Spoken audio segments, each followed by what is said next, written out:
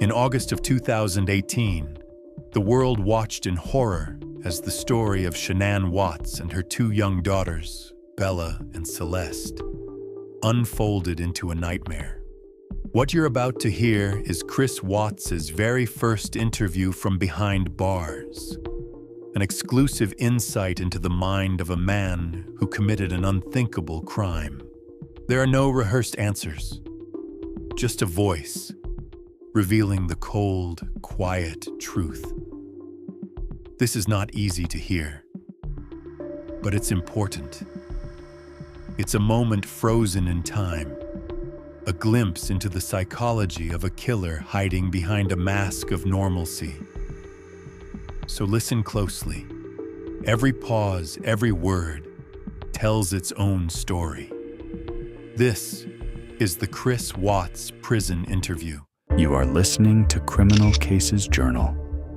Real stories from the darkest corners of criminal history. Some names have been changed, and some tapes were never meant to be heard. Hey, Chris. Chris? Do you remember us? Yes. Yes. Okay. I see it. I just stood here a moment there. You Good look to see you. different. They, get a haircut every 2 months. So I just told them just to buzz pretty much everything off and all that. So. I'm trying to think, did you have a Yes. tea last time? Okay. They have like a little single blade razor, so I just kind of, you don't like go past the stubble. You just kind of, Just do the best you can, huh? you just gotta go with that. Yeah. How are you doing? I'm okay. How about you guys? Good. Good. I did not expect to see this. That's for sure. Surprised. Yes. Well, let me put some fears aside. We're not here for what you might think we might be here for. Well, they didn't know what that's a computer room. I was like, I didn't know we had a computer room. Without computers. Yeah. Exactly. So you remember, I talked to you, Tammy talked to you, Dave talked to you. We're all from Colorado. And so the last time we talked to you was a different situation, right? Our investigation was open and your case was open. That's completely different now. So your case is completely closed. Nothing about what we're going to talk about today has anything to do with an open investigation. So we're not here to get more charges on you or get any statements from you that are going to jam you up anymore, right? That's all done. So all of our cases are closed and the court case is closed.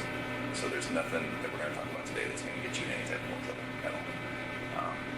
And so I wanted to make sure you knew that's not why we're here. Okay.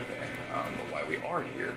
So the three of us work from three different agencies, right? Quite a bit different. CBI, FBI, and Frederick PD. Different goals. And the things that happened with you kind of all brought us together. And as the months have passed on since everything happened, we just keep in touch with each other and we keep talking to each other. And we've all separately kind of said, did Chris seem unique to you? And me and Tammy have talked about this, Dave and I have talked about this. Did Chris's situation seem different to you? And we keep having that conversation. We can't quite put our finger on it, right? We think that your life leading up to all of the things that happened were very interesting to us. And for me personally, I don't know if you remember, but one of the last things you told me was, hey Graham, I'm sorry that I started lying to you. And that stuck with me for the last couple months. It's ingrained in my head, right? I've never ever worked a case like this where someone told me that ever. And so as I walked away, I thought, Chris is different. Chris is a little bit unique in that regard. So in talking with Tammy and talking with Dave, I said, what did you feel like when it all went down? When we were there, we were talking to you guys, and we all kind of, in our own different way and in our own different wording, said it all happened a bit too quick for us, right? So when we saw you last, we were talking about your family, about your parents, about everyone. And then the next thing you know, for me and Tammy and for Dave, all of a sudden some patrol officers came in and arrested you. And that was far quicker than we had hoped it would happen. And you understand why that happened, and we understand why that happened. But it left us with 1,000 questions that we didn't get to ask. And then even more importantly, I think it probably left you with 1,000 things that you didn't get to talk about with us. I don't know if you feel that way or not, but, and so that's why we're here today. We wanted to kind of talk to you a little bit more about everything. You know, I think there's a lot of things that you didn't get to talk about, and so, you know, that's why we're here. And it sticks with me that to this day, there's not one person that's told me, I saw it coming. I knew Chris was like that. I knew it. Not one person. So it's just, it's interesting to me, right? Not one. So we want to talk a little bit about that. Some of the people that we work with, your family, Shanann's family, have said, you know, if you get to talk to Chris, would you tell him some things for me? So we have that to talk about today, and it's good. I think you'll like it. I think it will give you some closure. And so really that's why we're here. Are you available to talk to us? Definitely. Okay. All right. So off the bat, if you have any questions, just tell us. Okay. If there's something that you don't want to talk about, that's okay. We might press you a little bit. Okay, we might say, well, do you mind if we just maybe then ask one question? If something makes you uncomfortable, just tell us. If we need to take any bathroom breaks, we can take bathroom breaks. You know, for anything like that. And we'll take bathroom breaks and water breaks ourselves too. So then, is there anything about your schedule today that makes it that you can't talk to us? No, there was like a pass for this and the AM and the PM. Okay. Yeah, they reserved the room the whole day, Oh, just okay. in That's case. just what they do. Okay, I didn't Yeah. know if that was like two separate things or something. I think you have to go back for lunch to get counted for or something. Oh. Accounted for. Yeah, I think 11:30. Yeah, lunch was like 11, but the count was like 12:15. So Okay. So in general, how is it here? it's a lot different in Colorado. Is it? It's Good or bad? it's better, I think, because I mean, it's here. I'm actually around other people. I mean, in Colorado, it was just like I was segregated, and it was like pounding on the walls all night, screaming, and just you know, just telling me From other people? Oh, Really? they're just telling me like how I should kill myself and like what they're gonna do to me and just like all that kind of stuff. So, Oh. it was today. This is a lot different because I mean, people here don't seem to. It's not like they don't care, but it's just kind of like they don't like judge you as soon as you walk in. Colorado was like they knew why I was there and that was it. They were just like if they had 1 second on hold with me, it would have been Really? they would. Gee, man. Must be out then. out of like what kind of jail. I don't know what it was like in DOC there, but like, they had to lock down the jail for me to walk down the hallway. Wow. It welled? Mm-hmm. So they had to make sure you were completely separated from anyone else. Mhm. Jeez. Wow. Like I didn't see anybody else there. Like I was in the cell next to somebody, but like I never saw them. You just hear them. How did they know who you were? I don't know. I just they make phone calls in there too, Oh, okay. and they got the newspaper in there before I got in there. So Yeah. How was, have you been able to talk with family members? oh, yeah, definitely. Yeah. Like Yeah. we get from 6 p.m. to 7:30. That's our on my unit's timeout. So we get to use the phone at that point in time. Really? Mhm. And do they charge you for it, or? Oh, it's just like it's like Securus or something. Mhm. Okay. And how do you make money to pay for that? They put money on the phone. Oh. So if I call, like, if I was like to dial somebody's number, they have to have like a phone account set up. Oh, I Otherwise, gotcha. it's restricted. And then so who you call pays for it? Yes. Oh, okay. You've been able to talk to like family members and parents and all Yeah, that? my mom and dad, my sister. Okay. Good. Is that a good thing? That's a good thing. Good. Definitely. Good, man. Yeah, they don't hear from me. They're like, oh, what's wrong? What's going Oh, on? good. And how was it with them? So far, so good. Yeah. Yeah. It was hard to hear your parents in sentencing. Yeah. I didn't know what they were gonna say. Mm-hmm. So Yeah. And so, yeah. I really appreciated what they said. I don't know about you. I definitely it was. I didn't expect them to be there. I knew they were there on the 6th, but I didn't expect them to fly back, and they Oh. wanted to fly back for that. So. Yeah. And then what your mom said. Mhm. Definitely. Okay. Good. Well, so we have 1,000 questions. I'm sure you do too. Do you care if we start, or do you have any questions for us? Go ahead. We'll start. All right. So one of the things that we're battling with is, and I won't make any assumptions today. So, are you aware that this was a national story? after a little while, it was I didn't talk to my parents while I was in Colorado Okay. because I mean my attorney team told me, all right, no phone calls, no letters, no nothing. Okay. So like I made one phone call when I was in the segregation area there, but my dad thought it was like somebody like a news, Oh. somebody trying to call. Oh, because So it he was didn't Colorado answer? number. Yeah, so he didn't answer. But other than that, okay. I didn't talk to anybody. But from what some of the deputies were saying, that or my attorney team coming in and said, this is like they've got people from Australia, England, and all kinds of people trying to figure out what's going on. So. Did they send you any of the letters, like fan mail or anything? Well, I got letters, but I couldn't keep them like with me, so like I could read them like on my hour out. But it's like I got a bunch of just letters that had no return address and stuff that was just not very good letters. yeah. So Okay. They came from a weird perspective, didn't they? From what we have heard. definitely, there was one person I guess from Broomfield that was like writing like 4 times a week trying to come visit me, and then there was just a lot of people like writing out like tweeting through markers saying like you're a monster, or all kinds of crazy Okay. stuff. All right. Well, we're going to talk about some hard issues today, but I don't intend to take you to a dark place today. Okay. I hope that when we're done, you'll feel better. I hope it'll be therapeutic. We're going to talk about, obviously, what happened with your family. And so that's going to be hard to talk about. I appreciate anything you can tell me about it.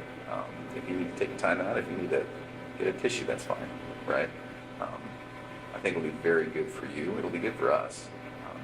And so one of the reasons I asked about that national attention is we were aware that you were getting a lot of letters, a lot of interest, and then us personally as law enforcement, we got so many people who claim to have known you, claim to have been with you, dated you, slept with you, and 99 times out of 100, they were just crazy people, right?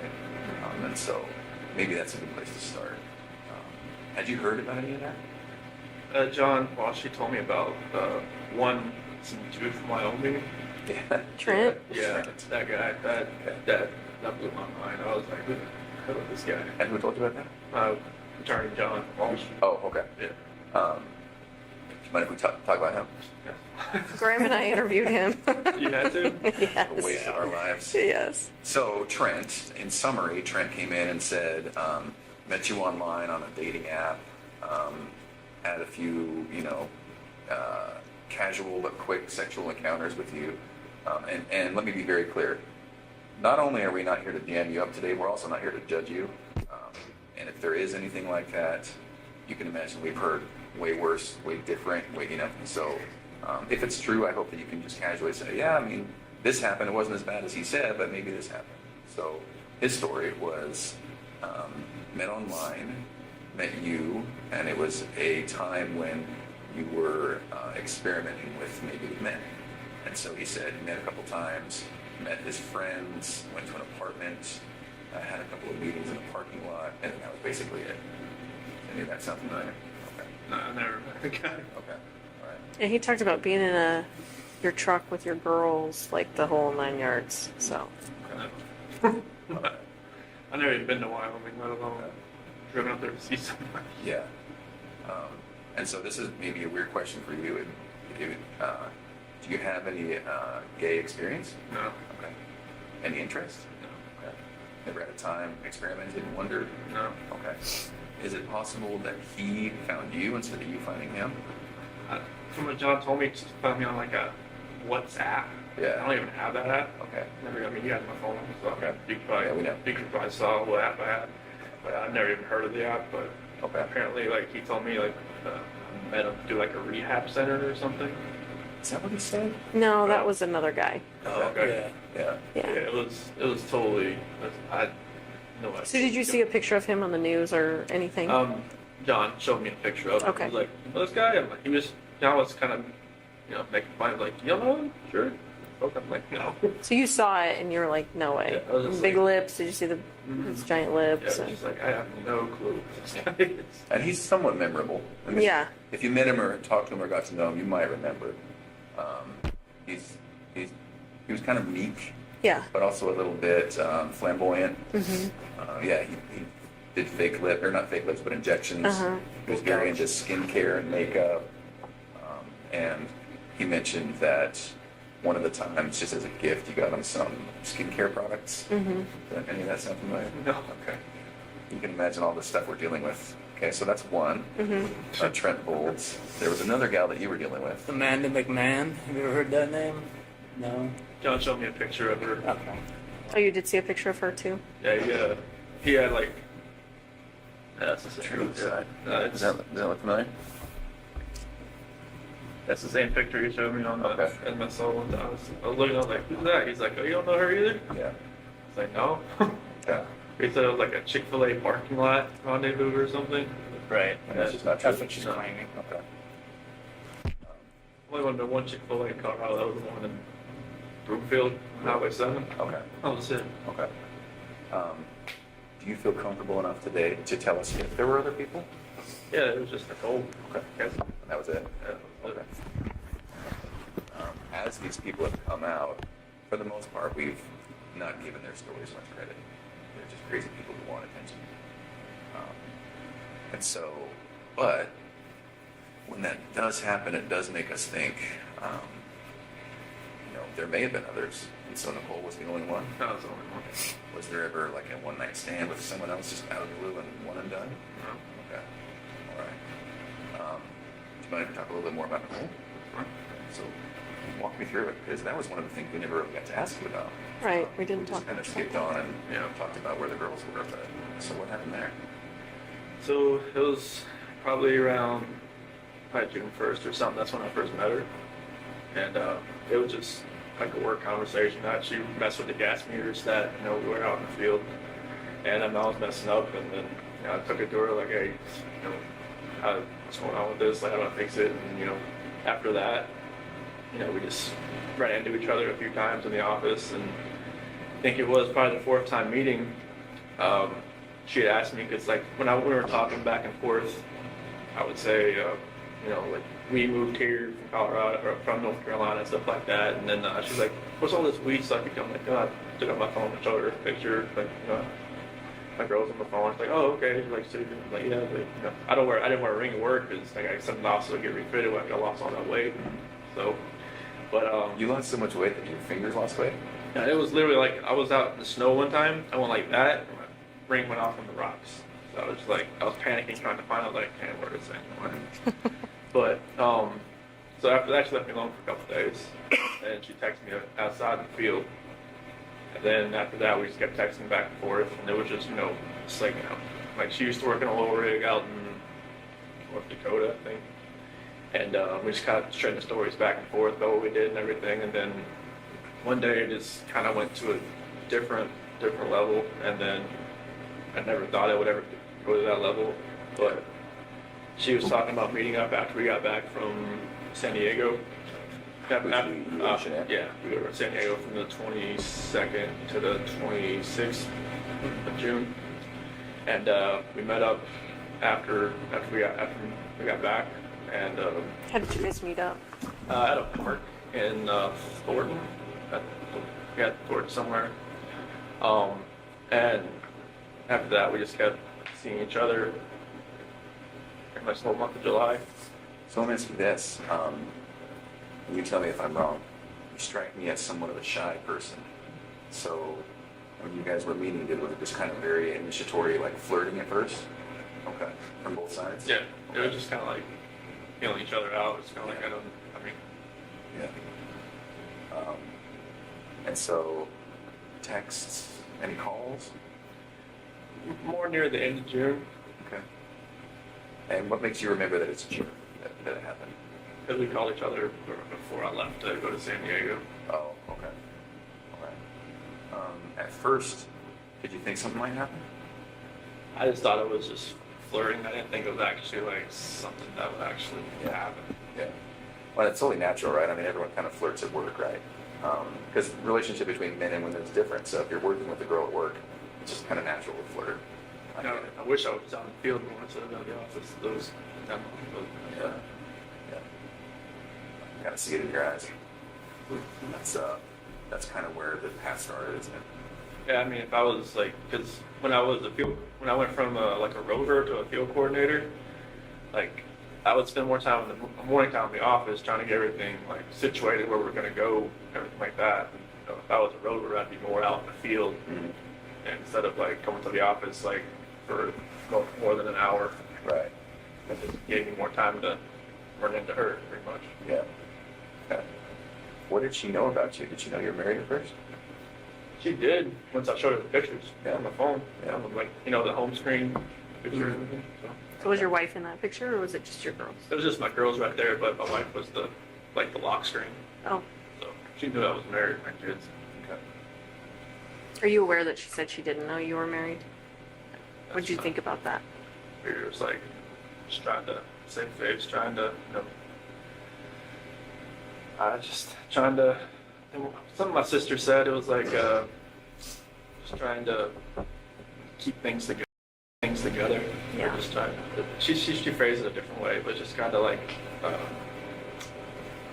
just like ground control, just trying to control everything that's going on around her. Because I'm sure she got bombarded by all kind of different sides from the media and everything. So. And Have you friends. talked to her at all?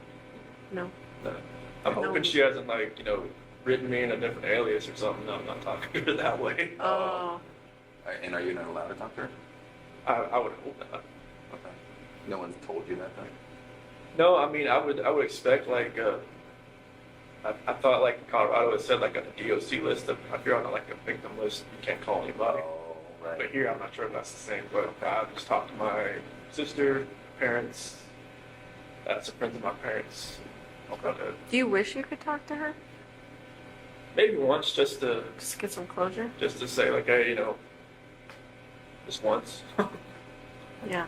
Just to say, hey, like, I'm sorry this all happened. I'm sorry. I'm not sure, like, what happened, like, afterwards, like, what you went through, like, if you had, like, counseling, if you're, like, you know, different state, if you had to leave everything behind. I just wanted to let you know I'm sorry, and that's not something I ever saw in my life happening or happening to somebody else either.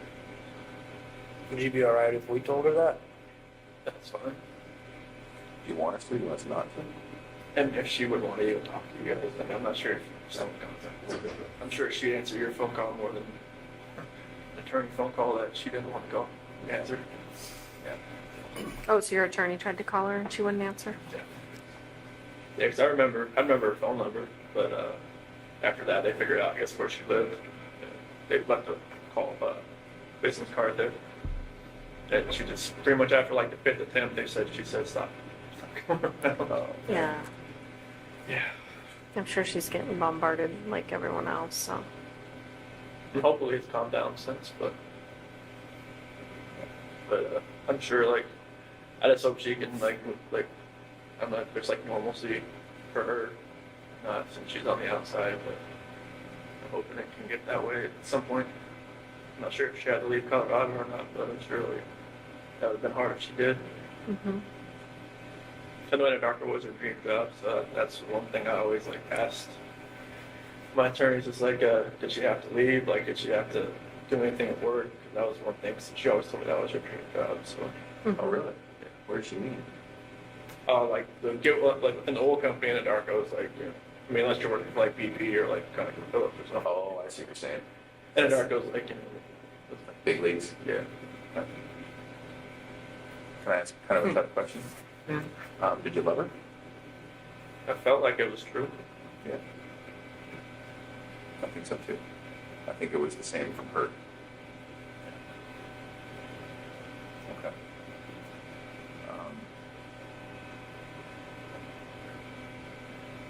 Tell us about the time you spent with her.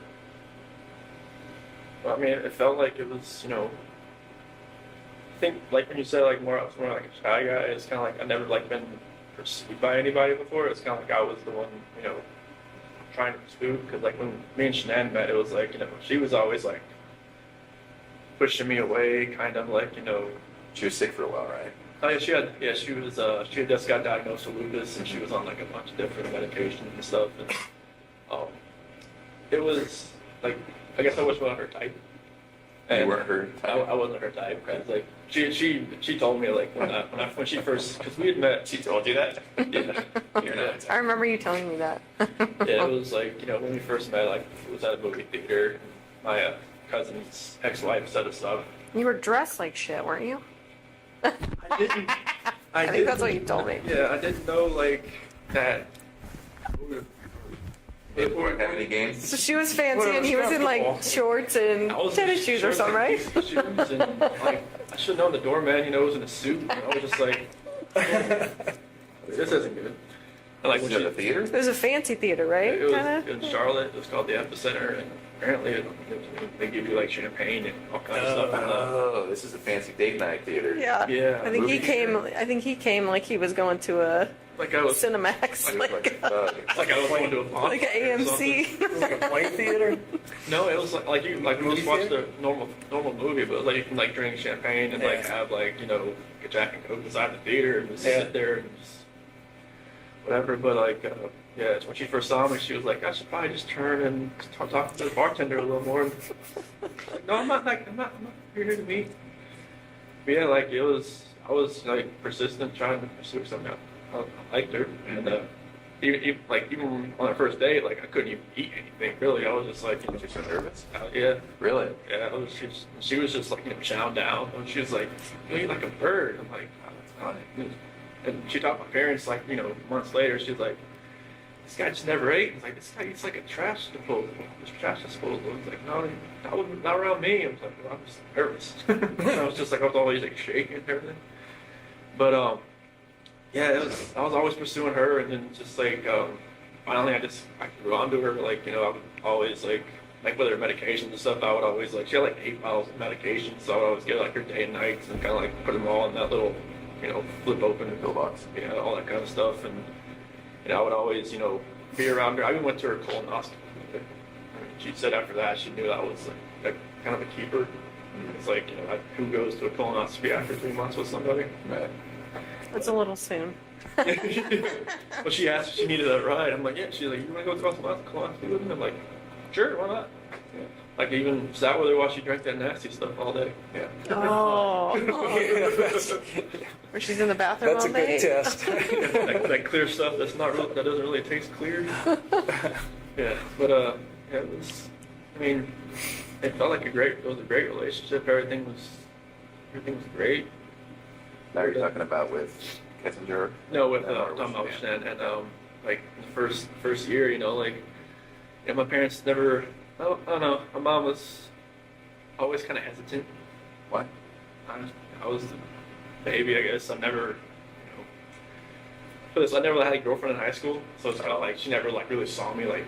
Oh, interesting. So she's kind of watching her baby walk out a little bit. Yeah, because when I turned 18, I graduated. I never moved back Okay. at home. So And my how sister old- moved back and forth all the time. So How old were you when you met Shanann? I was 25. It was 2010. So Okay. So no serious girlfriends before that? nothing more than like 6 months or so. Yeah, there was some girls here and there, but just nothing more than like.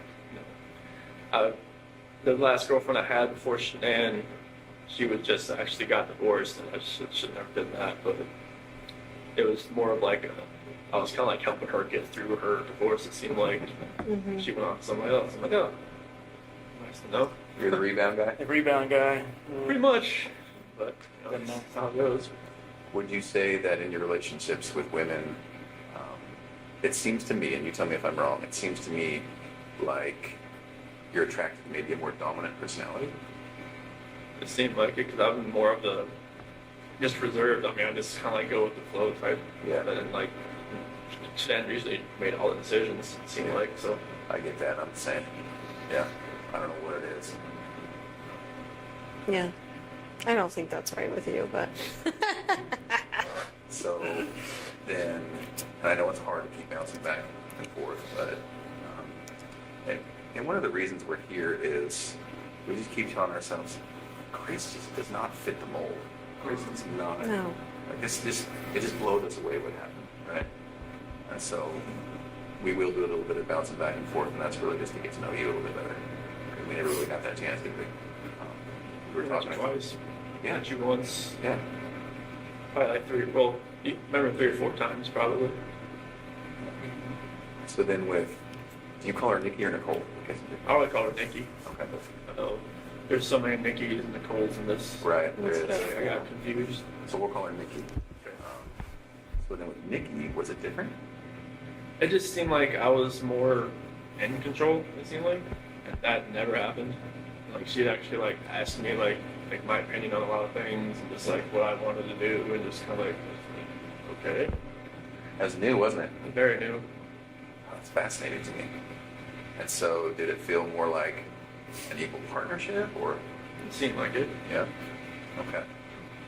So then when it was date night, would you guys talk about it? Would you ask to go somewhere or would she say, I want to go somewhere? Was it a two-family? The first time we went out, it was to a movie over at the Orchard, off the 144th over there. And, I asked her, like, hey, you want to go see this movie? And, like, yeah. I'm like, okay, cool. And we got there, it was sold out. And, normally you probably just have, just wait 2 hours, like, just go home. But not, she just wanted to walk around and just talk. I'm like, okay.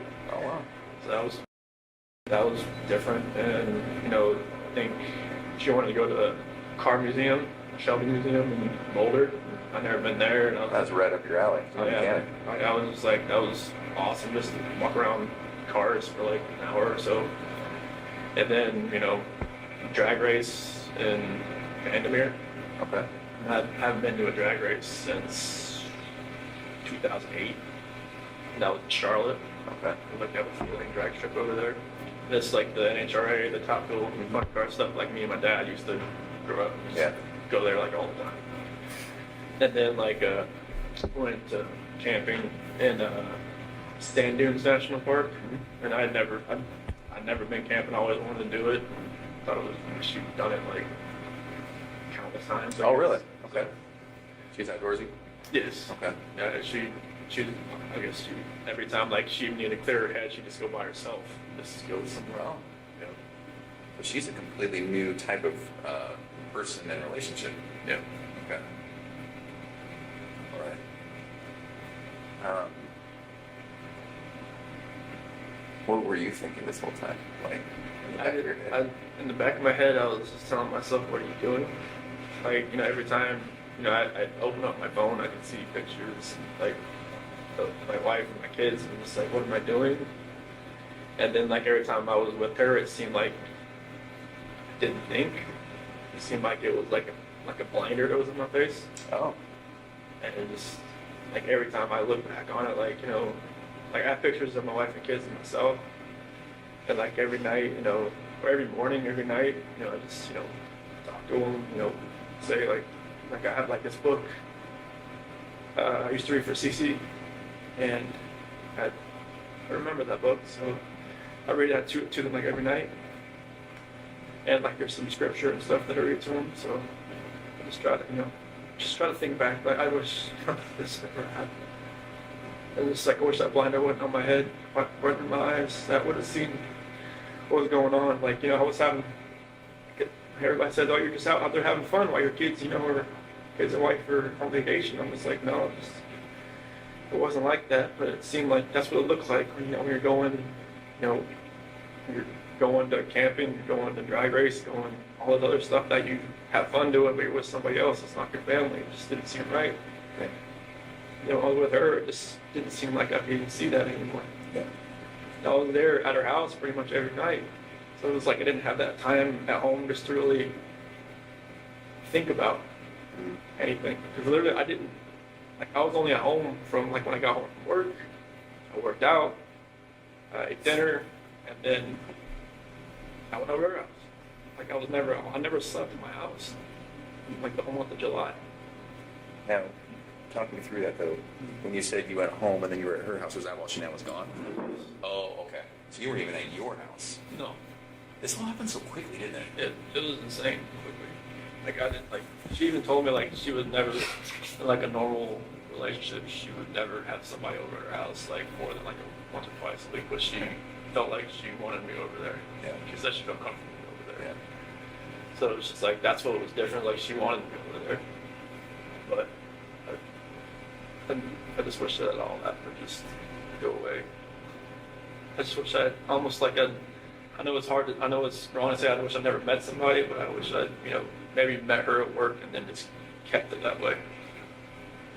I think if we had a time machine, I don't think this would happen again. Because some people, when this happens, you're like, well, if it wasn't this time, it would have been next time, or it would have been the next time. It just wouldn't have happened with you, would it? It happened so quickly that,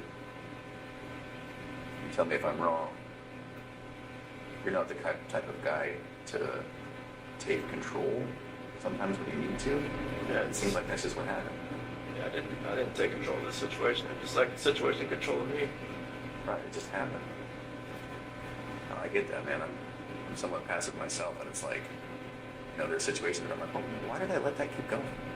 Yeah, I don't know why. It was like a roller coaster ride that I just kept punching and taking on, and just never could get up. Yeah. Can we talk about the hardest subject? So when we were talking, the last time we talked, the last thing we talked about was where the girls were. But we never really got to talk about that night. So what happened? So nothing really happened that night. It was in the morning. Okay. It was, me and Shanann, she got home like at 2 o'clock. And, I felt her get into bed.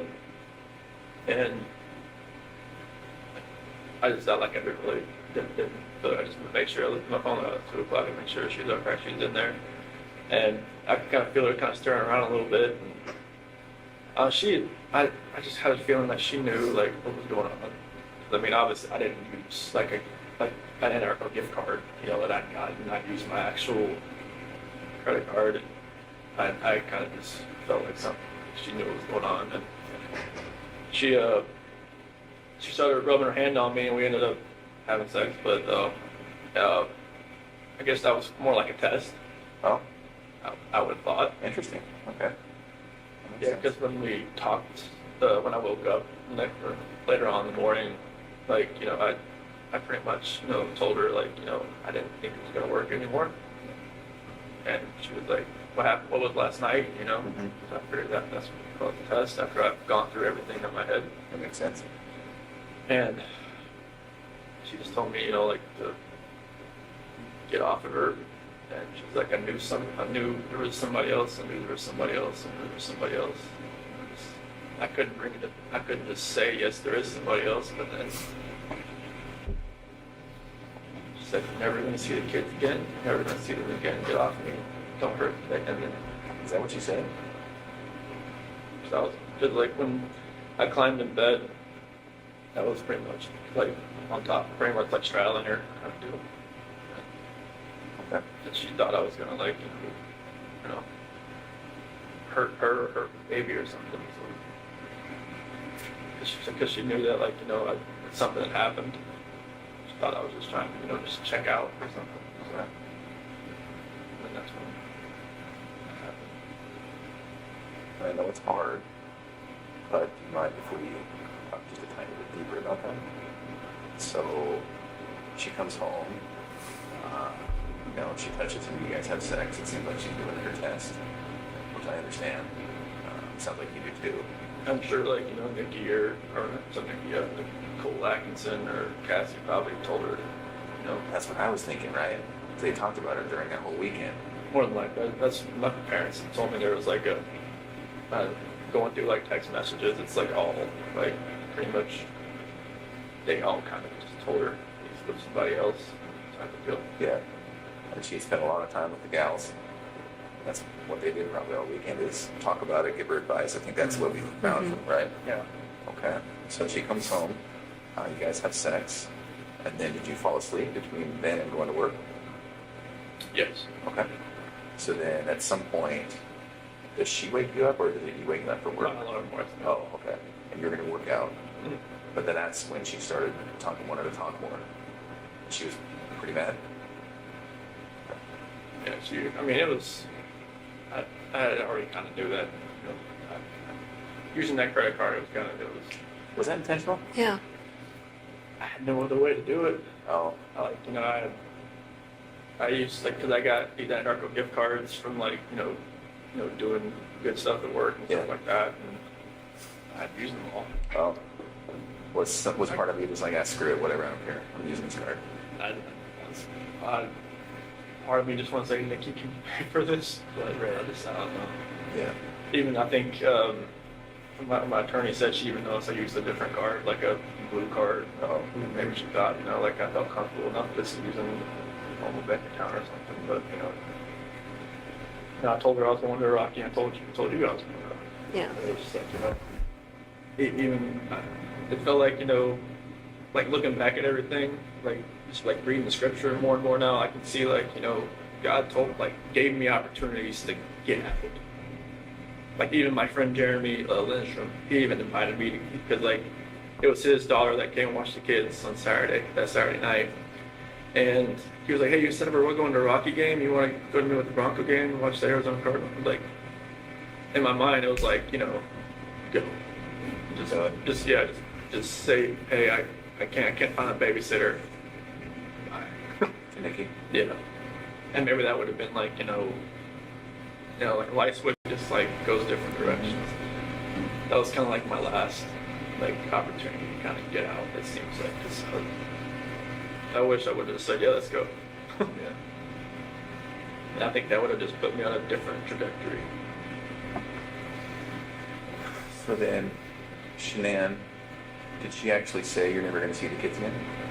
She said it to me before. Yeah. That's kind of hard to hear.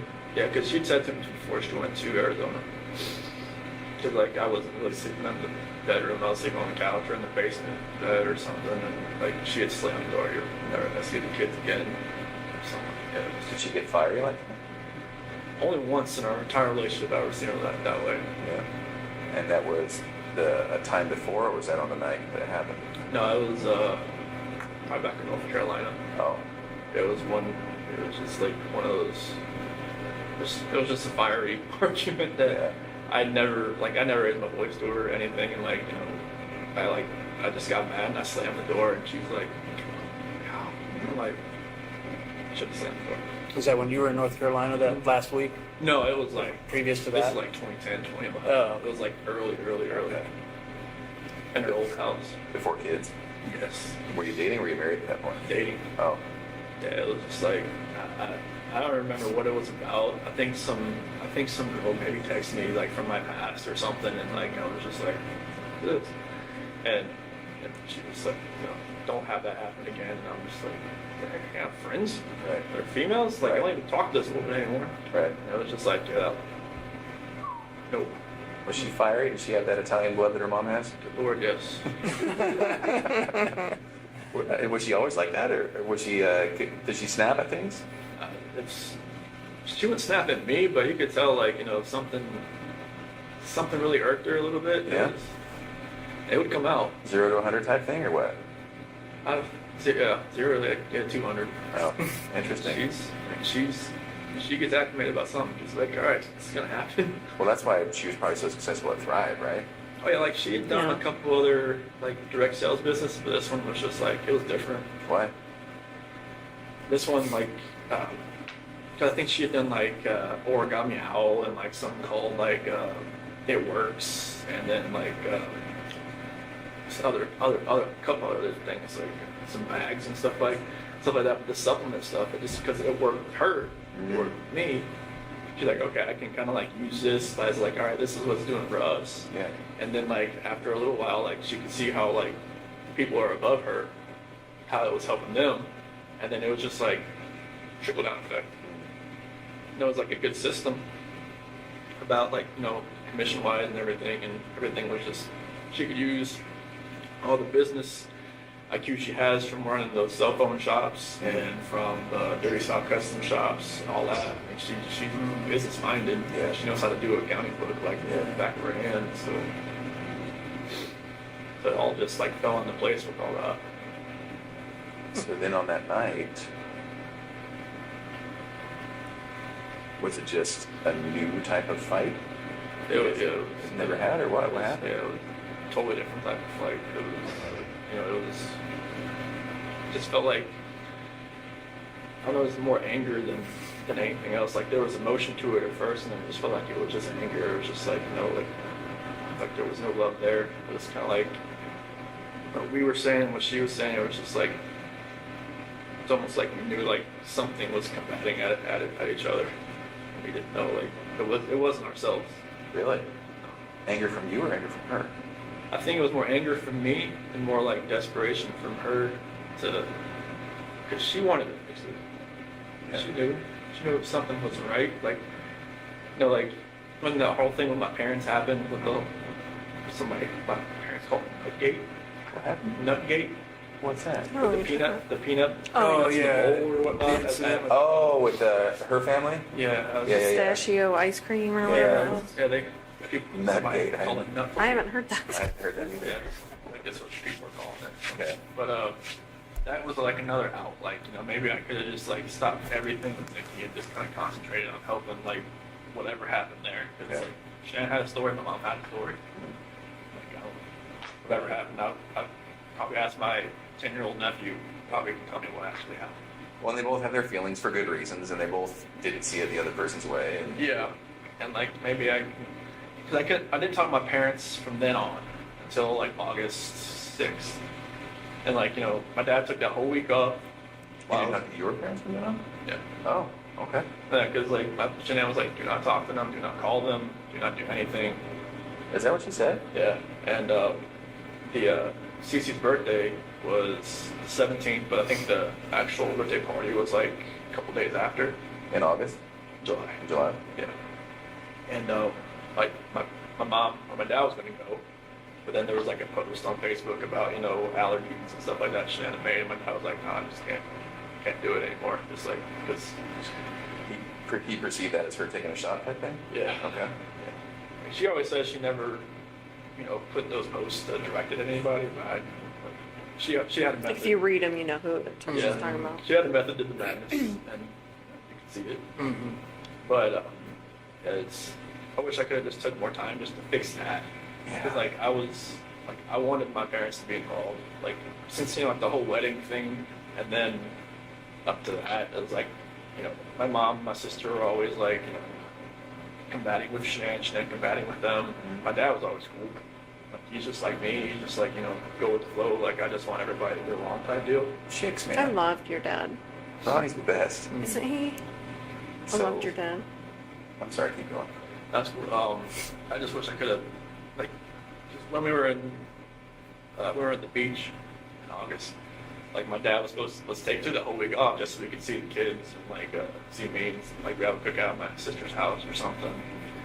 And then, but we just pretty much spent 5 days at the beach, and Shanann had like booked it so like, you know, I mean, I don't want to say like punishment for them not to see the kids, but like I wanted them to see it, see them. You know, just I wish I could have fixed all that. And I even like when I was at the beach, I told Shanann that it was more like what was going on was more like I feel like, you know, 'cause my dad's my hero. I feel like I've lost like something in my life. I haven't been talked to him for 3 weeks. I haven't been see the kids for 2 weeks, you know, on FaceTime or anything. And I wanted them to be able to have that relationship again. She was pretty much gung ho, and like she tried to kill my daughter by giving her pink. I was like, I don't think she gave it to her. And was that her stance? Is that your mom? Put something in front of Cece. Like to kill her or No, just just to... just like Didn't care. like Didn't pay attention. she thinks that allergies and like this state of age is like people think, oh, you'll be Like it's fine. made up Like kind of yeah, thing? he'll be fine. He'll just have a rash. He'll be fine. I've seen CC, you know, like the first time. Well, I've seen a picture of when he had a cashew the first time. It wasn't good. And then she had kiwi the second time, and then the same thing happened.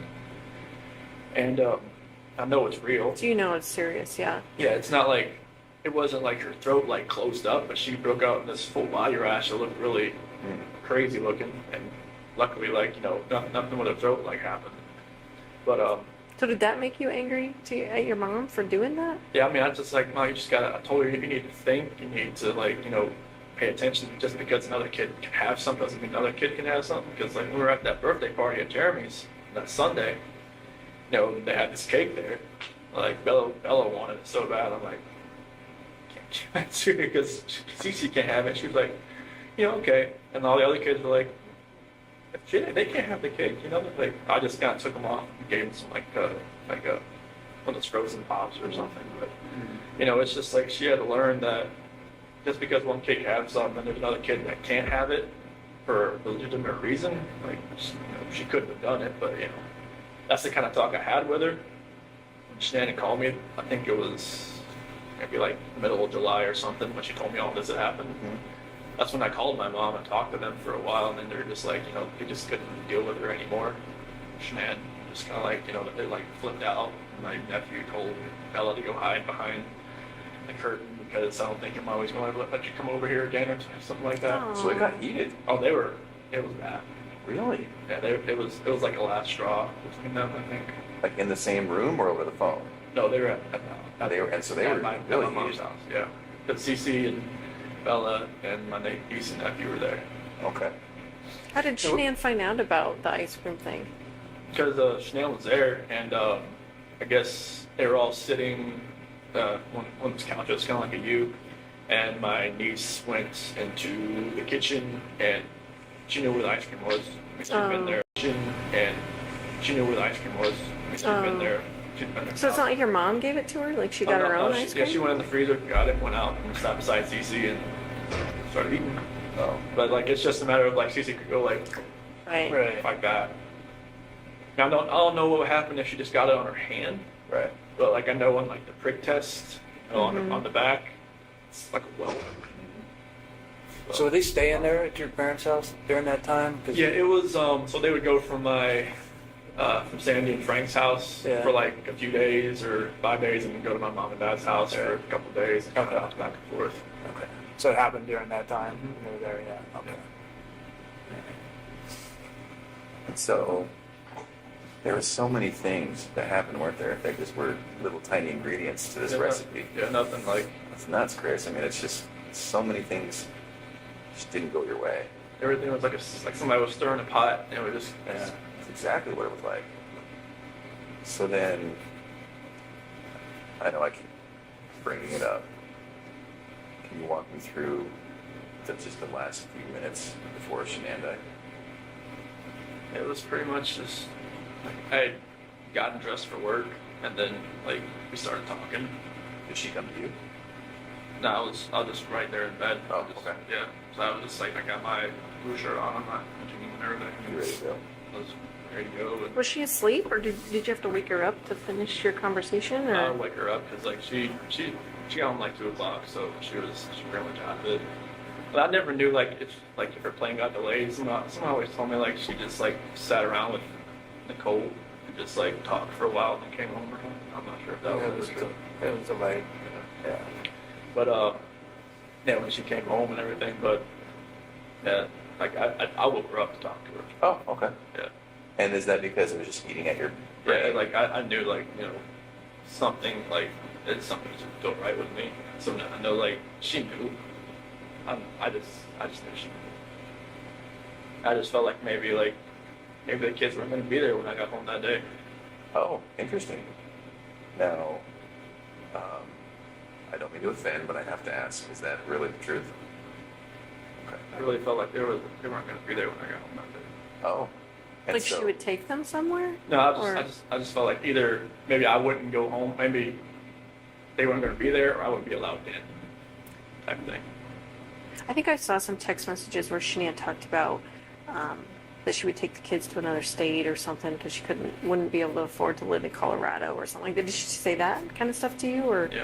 what did she say about that? She said she couldn't afford to live in Colorado on her own, and that I told her, look, well, drive, and she pretty much makes the same amount I do.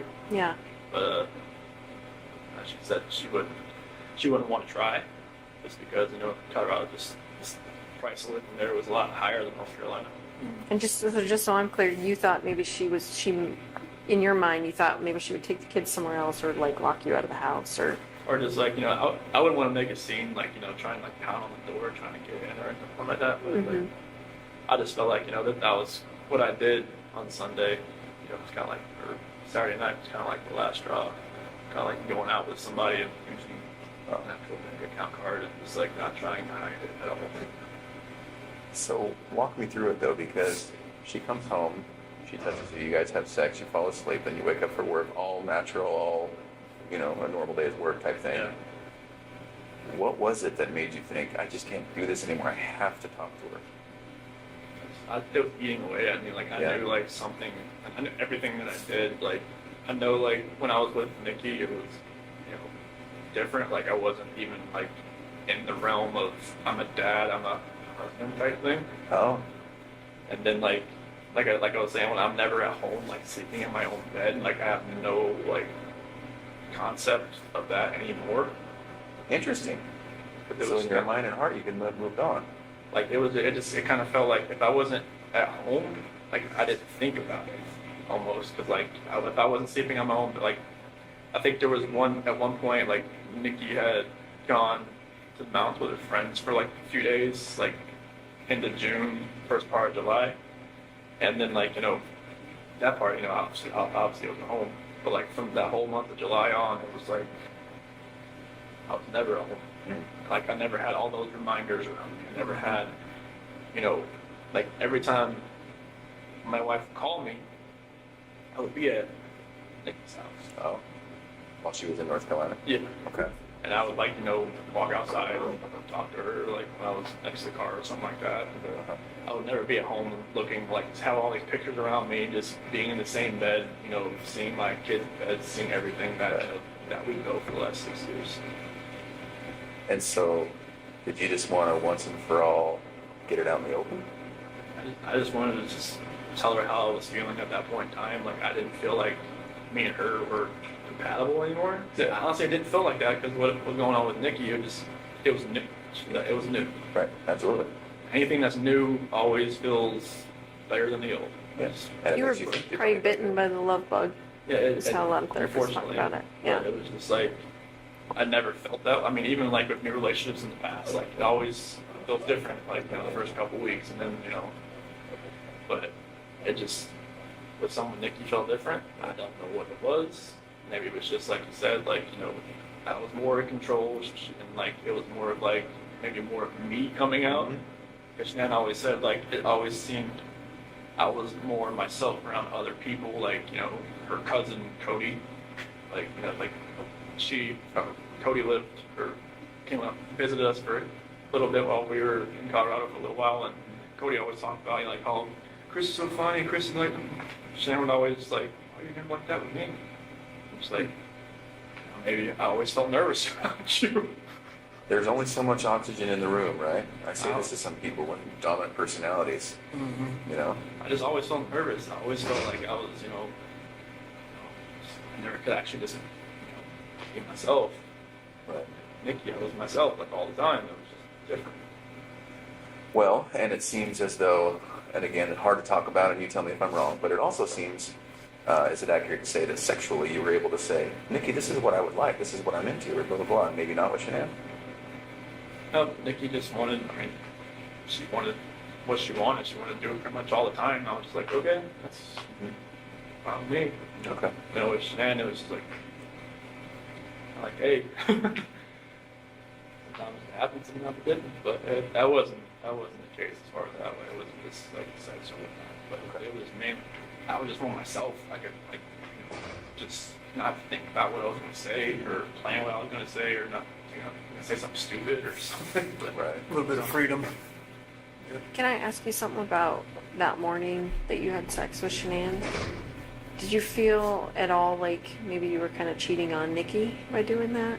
I felt strange. I felt like, you know, the first time I was with Nikki, I felt weird.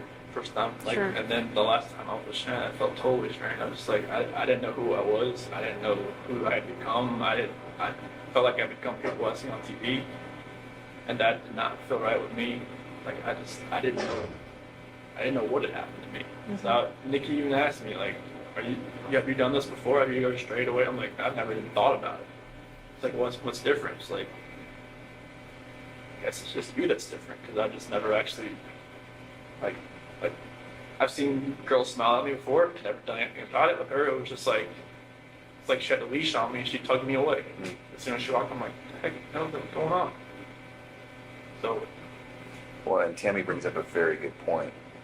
I wonder if that last time with Shanann having sex had a somewhat of a role in you thinking, Like a trigger? I gotta do something, I gotta say something, we gotta have a talk, something's gotta change.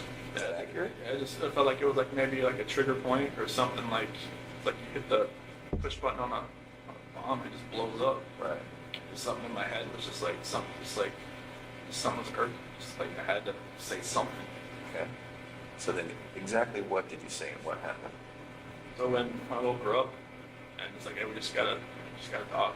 Okay. And it's like I told her I don't feel compatible. I don't feel like this is gonna work. I just I don't wanna can we cancel a trip to Aspen? And she had booked a trip that week Oh. to go to some like mystery 4-star luxury hotel or something. Just the two of you or the whole family? Just me and her. Okay.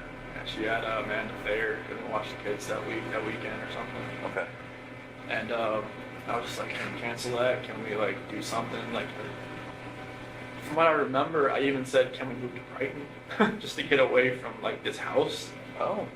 But like, I'm not sure if that was like in the beginning or the end of part of the conversation or whatnot.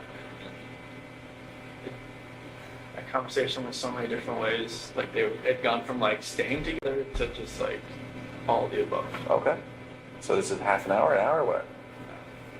Definitely not more than half an hour. I think. Okay. I think. Are you crying? Is she crying? It's back and forth. It's like she's got mascara. She didn't wash her face when she got home. She had makeup on still, so mascara was running all over her and stuff like that. And it was nothing about that conversation. I just wish I could take all of it back. Just the whole Nikki thing back, everything. But So then when did it turn? as far as that conversation, just at the end when I was telling her like I told her I didn't love her anymore. That's what happened. What happened? She told me to get off her, and then I put my hand on her. Okay. Did you say she said something like that you were hurting the baby or something? That was before that, because like when I was straddling her, it was kind of like around her waist type deal. Why did you get on her like that? I just when we got on the bed, that's just what I got on. Is that so she would listen to you? I felt like she could probably listen to me just laying beside her, but I got on top of her. And every time I think about it, I'm just like, did I know I was going to do that before I got on top of her? I don't know. Really? That's an interesting thought, Chris. Mm-hmm. You don't know if you knew. Just like everything that happened that morning, I don't know, like I try to go back in my head, I'm just like, I didn't want to do this, but I did it. Everything just kind of like, I felt like you had to. it just felt like it was, I don't even want to say it felt like I had to, it just felt like there was already something in my mind that was implanted that I was going to do it, and I woke up that morning and it was going to happen, and I had no control of it. You never thought about it before? It was just like, I don't want, like when, like you said, like in the sentencing hearing that prosecutor said it takes 2 to 4 minutes, something like that to happen. Like why couldn't I just let go? I didn't. Oh, that's interesting. Okay, just let Was go. it feeling like it was in motion and you just couldn't stop it? Yeah, it was just like, I don't even want to know what she saw when she looked back at me, honestly. Did you look at her? What was she doing? She wasn't fighting. Why do you think she wasn't fighting? I don't know, maybe she was praying, maybe she was just. I read the Bible. It said, or the scripture says, don't forgive these people for they do not know what they do. Mm-hmm. Maybe she was saying that. I don't know what she was saying in her head, but she, like when you guys told me, like, take off your shirt and check for defensive wounds, and there wasn't going to be any. She didn't fight. I don't know why. If she didn't grab, could she grab your arms, or were her arms pinned down, or? Not that I remember. I don't think so. I mean, I don't think like I moved to where my knees were around her arms or anything. But it's just kind of like when I got on top of her, we started talking. That was it. It's kind of like in my head, or like in the back of my head, that was going to happen. And just like at the end of the conversation, it was just like, that's what happened. I just wish I could have let go. Did it seem like it was that long, 2 to 4 minutes? How long did it seem for you? Almost kind of felt like it was longer almost because it felt like time was standing still. It's kind of like I just saw my life just disappearing before my eyes, but I just like I couldn't let go. It was like somebody else, like if you picture somebody else around you, holding your hands, holding you, keep you from not letting go.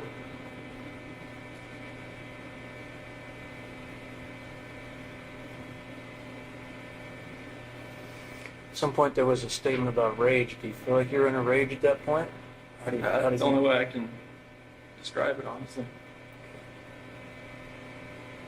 Like a snap. I mean, I know. I guess my attorney had said like some, strangulation is more of like a, I don't know, passionate type thing. I'm just like, I don't know how that can be passionate. It's just intimate because you're right in there, Yeah. using your own hands. It's a lot different than someone standing across the room and you shooting them or something like that. So, I just felt like somebody was like behind me, just like, I just couldn't let go. It's interesting to me because there was a lot of things in your life that were like that, right? Where you're just like, maybe felt out of control, or maybe felt like, I don't know why I couldn't take a step back, or, like even when you said, when your buddy was like, let's go to the football game, you wanted to say yes, you just couldn't. Yeah, I wanted to. Like, I haven't been to a football game since North Carolina, so I was just like, yeah, sure. Like, I wanted to say that. Yeah. I wanted to just text them, hey, maybe it fell through, we can. Go. So, then what? Just,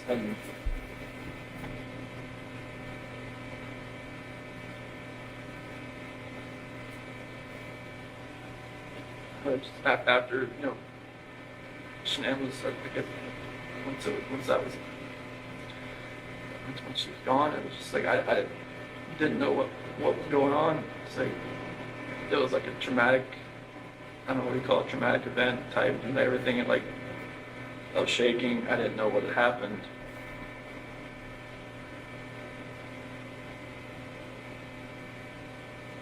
I didn't know what to do. I didn't know what I had done. I still wasn't in that right state of mind. I don't think like I was in control of what I could think or what I could do at that point in time. Like most people say, like, why don't you just call 911? Why? It's like, unless you're in that situation, You don't know. We don't know what you would have done.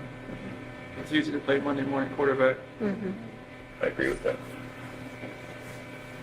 Like I said, if somebody shoots somebody, you don't know what was going through their mind at that point in time. You don't know what you'd have done. So what happened next? Bella came in. Is that what happened? Bella came in. What she said? Wrong. Did she hear something? Is that what she did? Obviously, I think. Okay. What'd you tell me? Just not feeling so good. And then, did that happen with Bella right in that room? Not proper. What happened? She walked in as, she's talking up. She was sleeping. Did you take her back to her room? Put Shanann in that chute and found the site. Okay. And what? Carried her downstairs. Backed my truck up. At that point, were the girls still there? Okay. So then Shanann's in the truck. Then you went back to the house. Got everybody back in the truck. Was Bella first or was Cece first? In the truck. Yeah, I'm sorry. So Shanann was first, and then Bella was next. Was Bella alive when you guys got in the truck? Oh, okay. What happened? Going back up. Okay. Because I don't really want to talk to this Not this part, honestly. Those are my kids. This is my baby. I just talk to them every night. Help me see how this can Okay.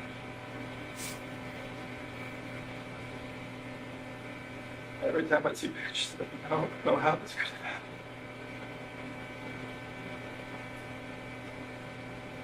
Being a dad was the best part of my life. I took it all away. I think that's the hardest part for us, Chris, is we see those videos, we see that love that you had for your girls, like, it's obvious to us, and even to us, it's hard for us to understand how a dad who's given piggyback rides and, you know, making snacks and watching princess movies and those kinds of things, how you get to that point, you I know? don't know. Just, like I said, it was just like something else was controlling me that day. I had no control over what I was like to fight back. Yeah. Like when that prosecutor said it felt a bitter tongue, like repeatedly, I just wanted to just bang my head up against the wall. So you put Shanann in the truck, and then you put the two girls in the truck?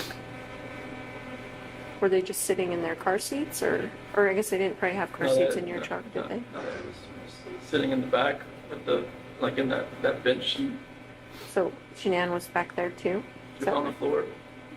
What did they say about Shanann being on the floor? Not be okay. What'd you tell them? She'll be fine.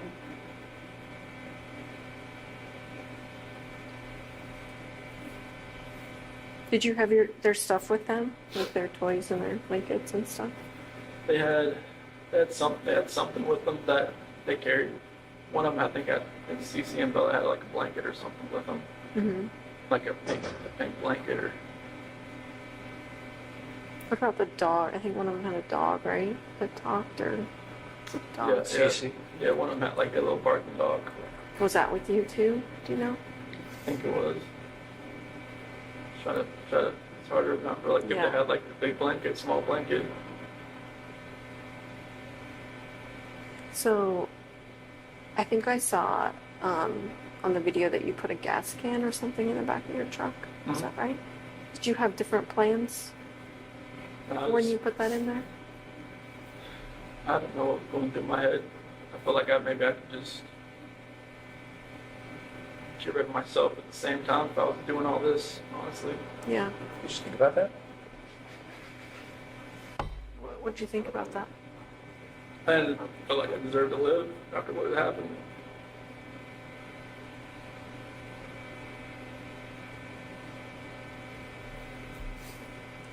Was there any thought to the whole family going away that day, to include you? After everything happened, that's the definite thought. Yeah. See, it's interesting to me. We had all kind of wondered if there was a point when you were all together and if you were all going to pass together. That to me makes sense, because that's, even though it sounds crazy, that's what a family man does, right? Family man doesn't do what he did. No, I know. I guess what I mean is, it seems like you guys were going to be together forever in that way. Is that maybe what was going through your head? Honestly, I just felt like I didn't deserve to live. Yeah. And it was like whatever judgment I was gonna come upon myself,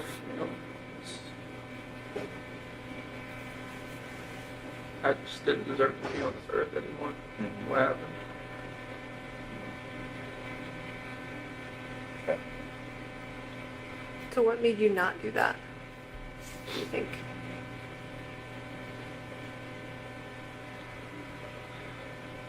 I don't know if it was just more of like a, because with the site, maybe it was just more of like I would have hurt more people than just me and everybody else. Like I know there was other people out there, not like at the site, but other people like maybe out in the area. Like I didn't want something like on the site to catch fire and blow up, and then other people around would get hurt in the same So you were thinking initially about starting a fire out there or an explosion or something, or? Just, no, not for that. Just like maybe I could just take care of myself and not like that. How? I guess. I mean, that's the only thing you do. I mean, I don't have a gun. I don't have anything like that. It's not like you just commit suicide that way. But So it's just just to blow yourself up? I mean, it was just. I wasn't thinking. Yeah. It was. I mean, I don't have weapons. I've never hunted before in my life. I don't know what. I mean, nothing was right that morning. Yeah. I remember you kept telling me that. You kept saying, I didn't know what I was doing, Tammy. I didn't know. Like, Yeah, when you asked me I about the remember, sheet, like, what were you doing? Like, I don't know what I was doing. yeah. I think you were just like in automatic mode, or it seemed like. So did you drive straight out there? So what were you thinking on the way out there? It's kind of like what I'm doing right now. I'm just like, nervous, shaking, not knowing, like, what's gonna happen. Yeah. Like, I know, like, my life is completely changed. I don't know, like, what's happening. Like, honestly, like, I try to picture that whole ride. Like, it's like 45 minutes to an hour ride out there, and it's just like, couldn't I have, like, saved my girl's life? Couldn't I have done something? Why did I do that? I don't know. All right. Like, this is my flesh and blood. This is like what I wanted all my life, was to be a dad, just to have, kids, and they loved me, all that, and it just nothing made sense. Right. Like the oil tank, nothing made sense. I'm just like, what the doing? Mm-hmm. So what happened when you got out there? I took Shanann out just to a place off to the site, Mm-hmm. and then What were the girls doing when you were doing that? just sent them back to the truck.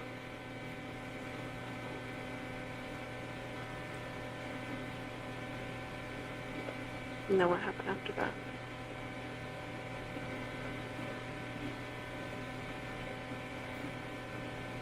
CC was first.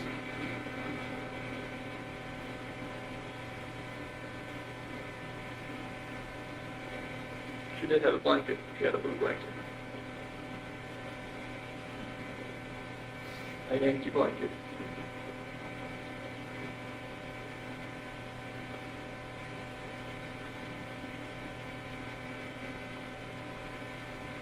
So was she alive when she went into the oil tank? No? I put the blanket over her head. And that's how she passed. Couldn't breathe. I put the blanket over her head. I didn't want to. No.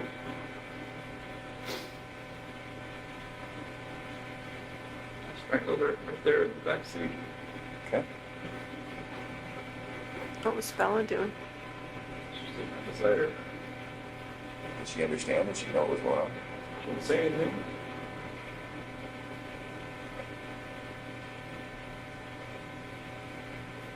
And then the same for Bella.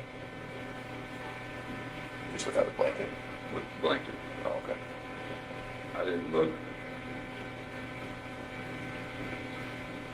It's like every time I closed my eyes, I just hear her saying, "Daddy, no," and that was it. That's what Bella said. I hear that every day. You really?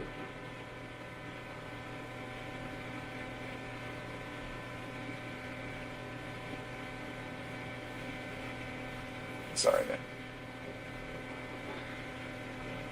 I'm sorry, it doesn't take anything back that hit. I know. Is it possible that in your mind you didn't want them to suffer throughout their life? Was this like a mercy thing? I mean, you can say that like after the fact, but it was just like, You didn't feel like that during it? I just didn't, I felt like it was just like an anger with Shanann, with everything, that I was just taking it out on everybody that was in front of me that morning. Yeah.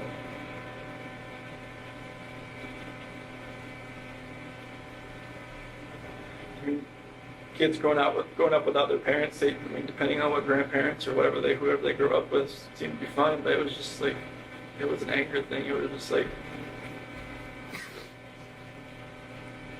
And what were you so angry at Shanann about? Like, if you could pinpoint it. Nothing that makes anybody to want to do this. I mean, you could be angry at your spouse like your whole life, but you should never have done anything like this. You should never let it get to that point. But I let it get to a point where I've never been angry before. Like, this is like the epitome of being angry. Yeah. The epitome of like showing a rage. The epitome of like losing your mind. And even like some people in here said, "Dude, like, the heck happened? You must have freaking snapped." And like, I just walked away. I'm just like, it's I don't see it in my mind how it could, like, I look outside every day. I'm like, what could we be doing right now?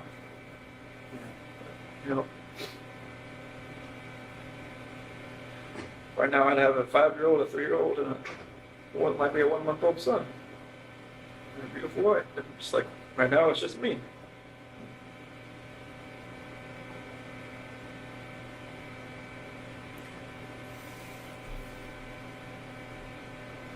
I watched that video of you finding out that Shanann was pregnant. You don't seem excited. You seem like kind of in shock. Scared. And yeah, like, oh fuck. Like, Well, it's it's already complicated and now this. Well, it's like when we had talked about it like a couple weeks, it happened fast. Like with Bella, it was like we almost gave up trying, and she bought me like a supercharger for my car. And then with Cece, it was like we had to try, and then finally, but with Nico, it was once or twice, and then like 2 weeks later, she's pregnant. Is that what happened? Yes. It's just like it was more of like surprise, scared. I'm like, wait, what? Like we just talked about this. Like, people have brought up the fact like, oh, she was probably pregnant before, like you guys even talked about it. I'm just like, it's not, no. Oh. But like, yeah, it was insanely fast. I give it that. Like, that's the only reason I ever gave that notion, like, even the moment of thought, because it was like faster than any other time that she'd gotten pregnant. You just didn't seem happy. Like, you know what I mean? Like, Yeah, I haven't like, I don't remember the video much. I know she was wearing like a "Oops, we did it again" shirt, I think, and I was walking out with my cooler or something. And I don't remember like my actual like reaction, like watching the video, but like I could see her eyes, see her like didn't seem like he was jumping for joy type thing. yeah, it didn't seem like that. Did you watch the one of when I found out about Cece? No. Oh, okay. Is it totally different? Yeah, it was. Yeah. Yeah, it was. Because Bella was in the crib and it had an eviction notice on the. Oh, yeah, I on think the you told me about it. Yeah, I never saw it though. Yeah, I picked up Bella and spun her around, and this time it was just me and Shanann, and she was in the kitchen. I don't know, like, I don't forget what date it was, maybe like June 3rd or 5th or 7th, I'm not sure like what date it was in the video, but maybe I already felt guilty about talking to Nikki at work. Yeah. Maybe that was going through my head. Is that the potential timing? Does that make sense? Okay. I don't remember the video, what day the video was, but I knew like I'd kind of met Nikki around like June 1st. And I knew like she told me like afterwards. When you say met her, you mean like went on a date with her? No, I never went on a date with her until she was in North Carolina. Oh, okay. Just like flirting stuff. Yeah, I mean, there was natural flirting back and forth, and that was just like, I knew that like with that video timing, I probably just looked like I was like, felt guilty for even talking to the girl at work. Well, you probably did, right? Yeah. Did you guys fight before, you and Shanann? I know you talked about like not really raising your voice and stuff. Was there?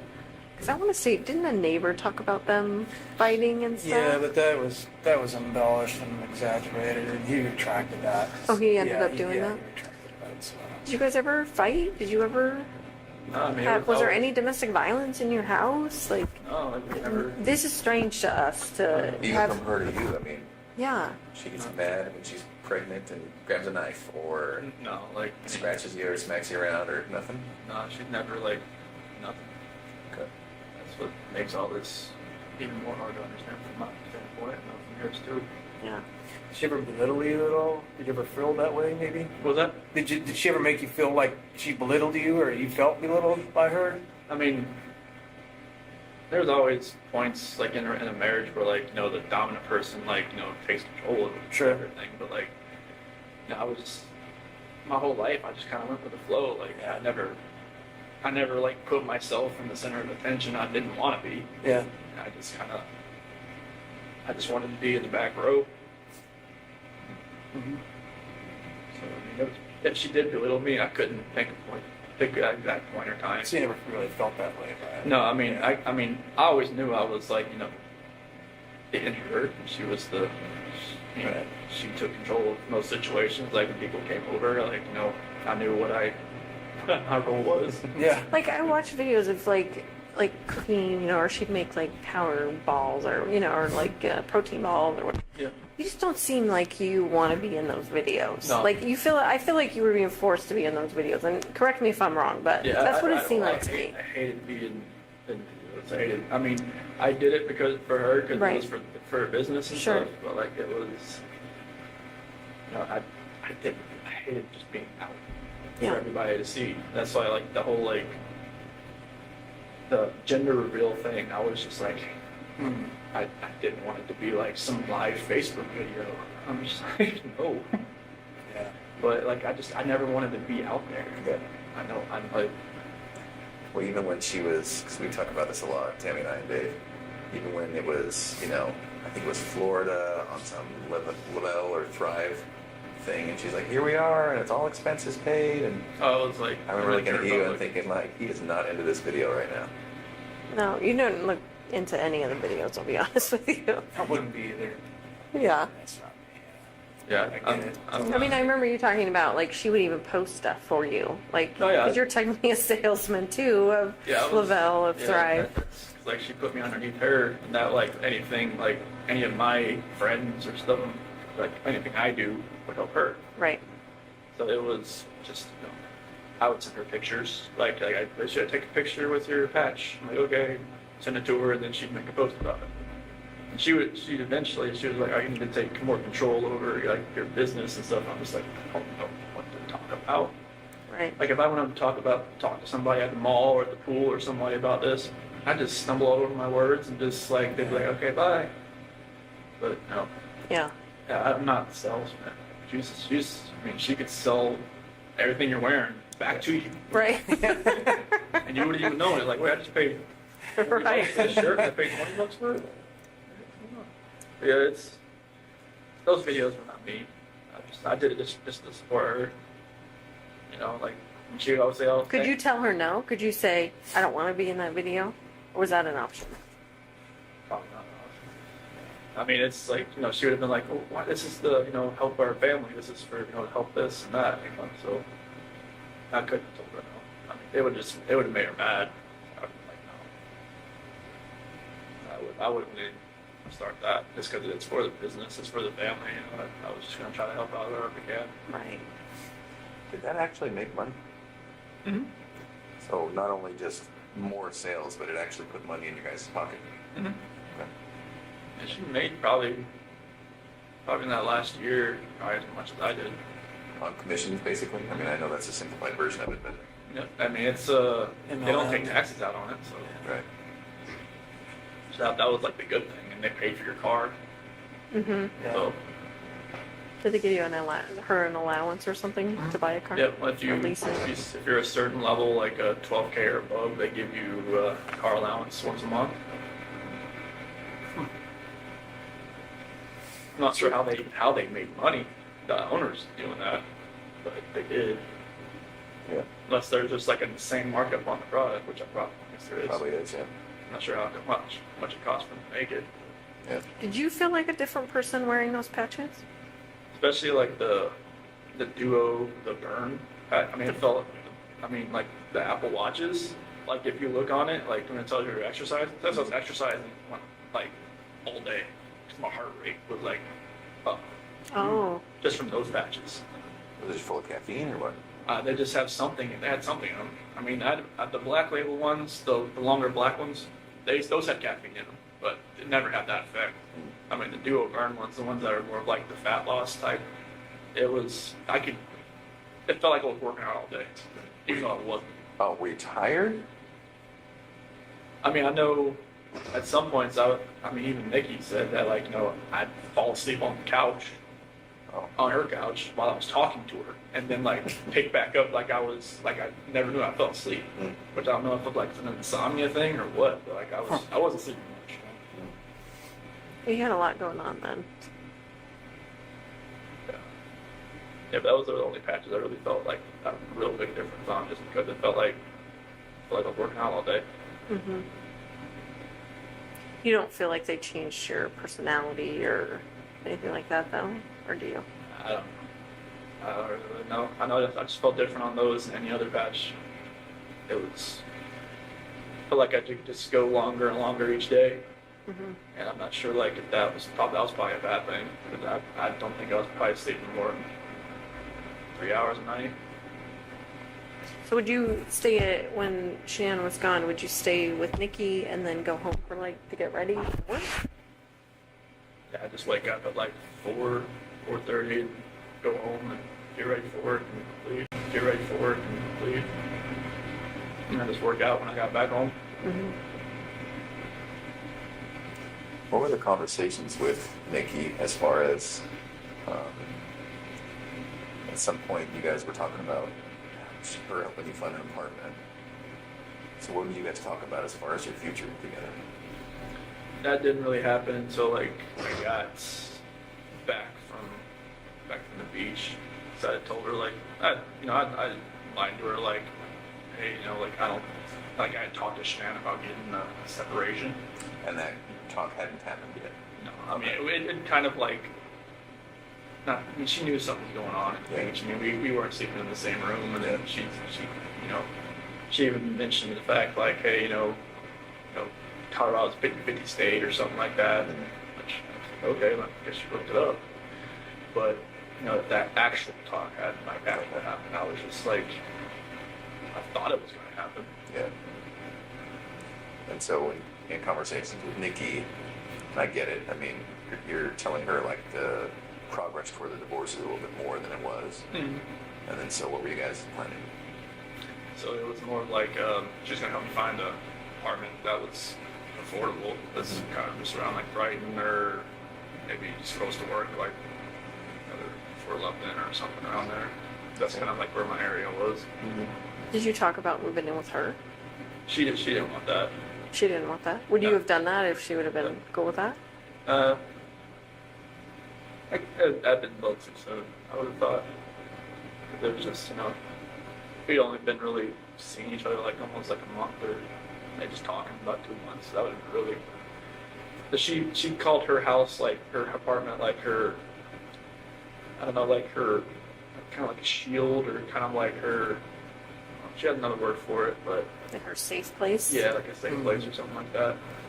And she didn't like, people like to invade it, but that's why she always let me come over, because she said she felt like it was fine, like her dog liked me and everything. Like, she would say, hey, just ship you belong here type thing. Okay. So you and Shanann, did you talk about selling the house? At what point did you?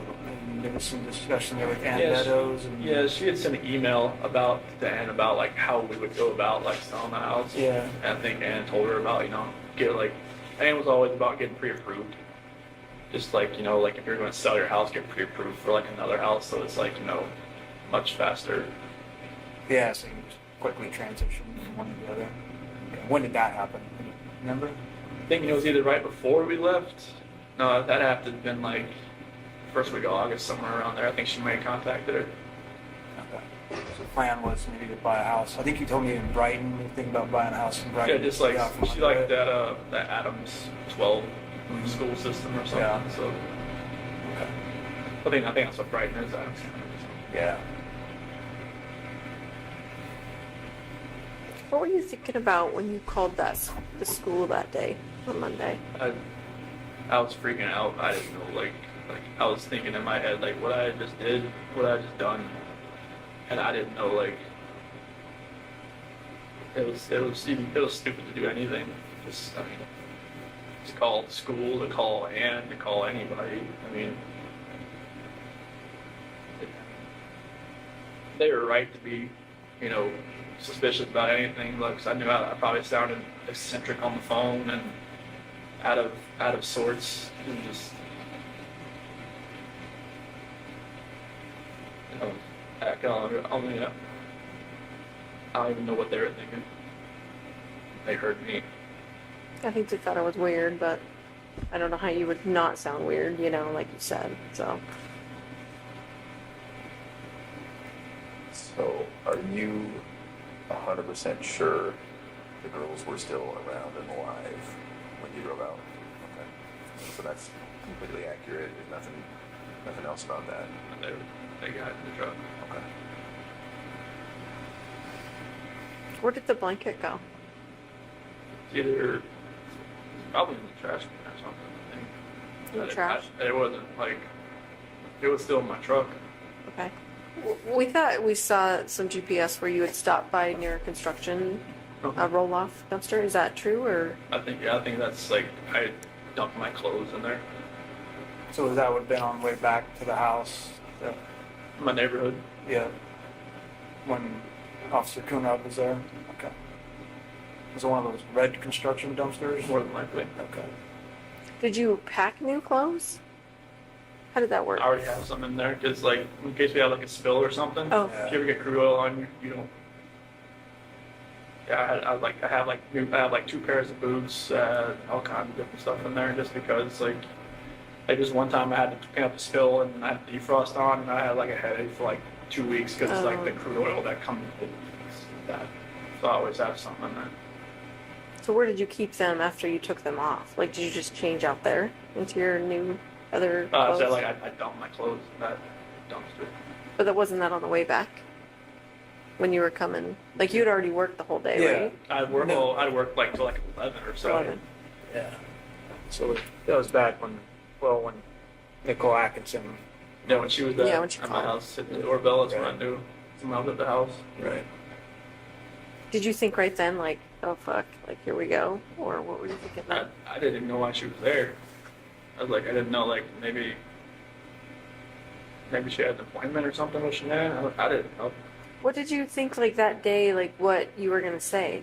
Like, what was your plan? Were you just gonna go home and be like, report to the police that your family's gone, or? I had, like, once, like, I had no idea what was going to happen. Like, after everything, I mean, I don't even know how I was even acting even normal to people that was around.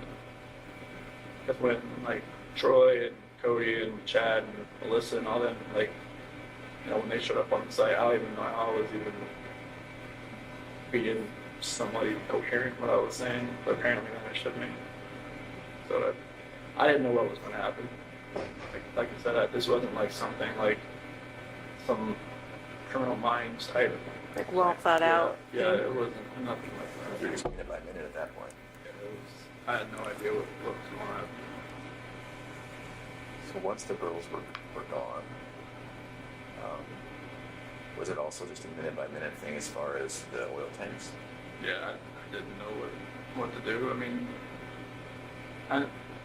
just thinking about an oil tank just makes me want to throw up. And was that just because it was in front of you and there it was and just presented itself? It wasn't a plan beforehand? Okay. Was there any reason why the separate ones? No, it's like you said, it was like going up the stairs, and it just didn't. No, like what Frank said, it's like I was trying to separate everybody. That's not. No. No, Yeah. I didn't want to separate anybody. What was the reason? I can't even tell you. It was like I said, like something else was in control of what I was doing, and it was like I was doing something I never thought I would ever do in my life. Did you think there would be less chance of someone finding them if they were in separate tanks, or? I don't know. Sounds like a little. Oh. I did. Whatever my reasoning was in my head that day, it wasn't sound. Nothing was right. And you don't even remember thinking about it. No, it was just like, it was like a reaction of something that I wasn't even thinking about. Yeah. Can we talk about the trash bags? Do you remember that? Oh, with There were two. okay, yes, trying to, because like this sheet kept, I didn't want like when I was putting, there's one coherent, I guess, thing I had, like I didn't want the girls looking at Shanann while they were in the back seat. So what'd you do? Mm. I put a trash bag on one end and on her feet and on her head, so they didn't have to see. Okay. And they were just too little to kind of figure out, right? Yeah, they didn't know. Okay. That's good. I just know, like, when I was driving up there, I mean, they were just, sitting there just, kind of asleep or kind of just like, holding on to each other, laying in each other's laps. I didn't.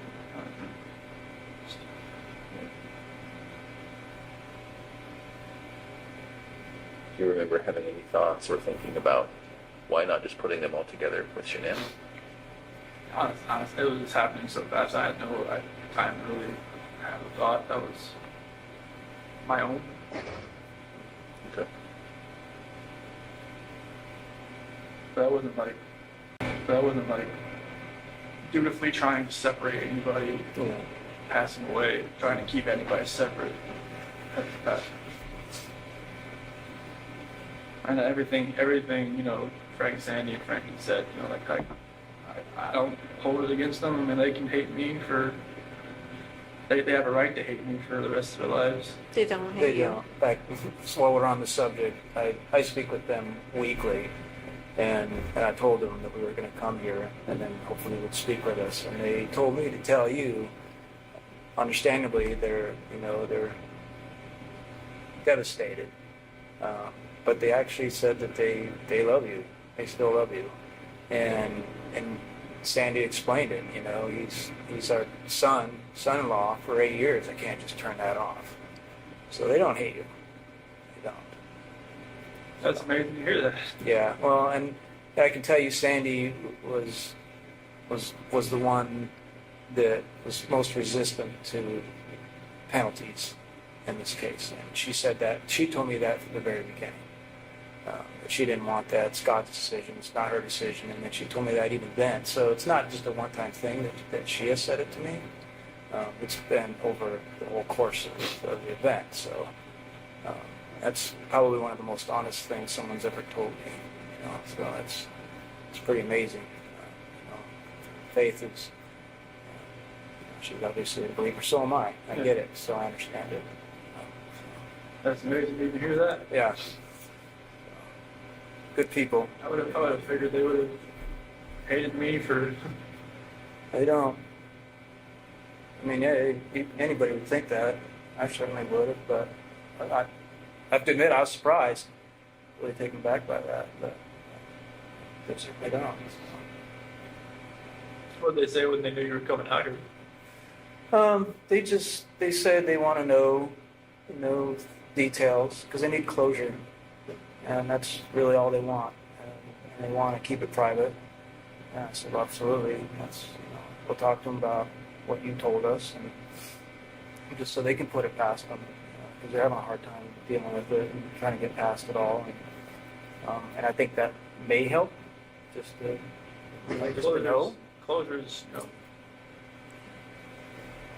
I mean, my parents still think, like I told them I pled guilty for a reason, Right. Right. and like I told it to them when they had that video phone thing in Colorado the day before. Like I pled guilty, like I plead guilty for a reason.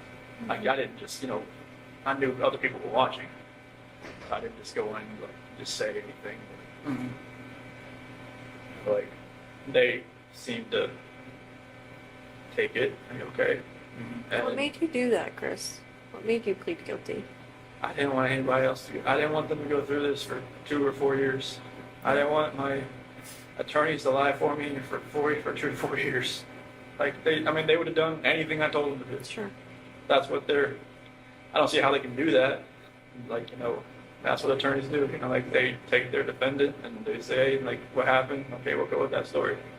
Like I told them everything I just told you guys, and it's just like they got together. Like, well, if you know, if they ever offered a plea deal, would you ever want to like just plead guilty to them? Like, yeah, I mean, if we can end this, end it. Like I was like in September, I told them that. Really?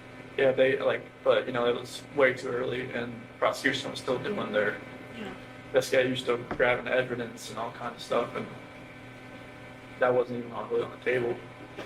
So I think it was like around Halloween. I think that's when the prosecution went to Frank and Sandy and Frankie's house, and it's talking like, if we can end this, would you be open to that?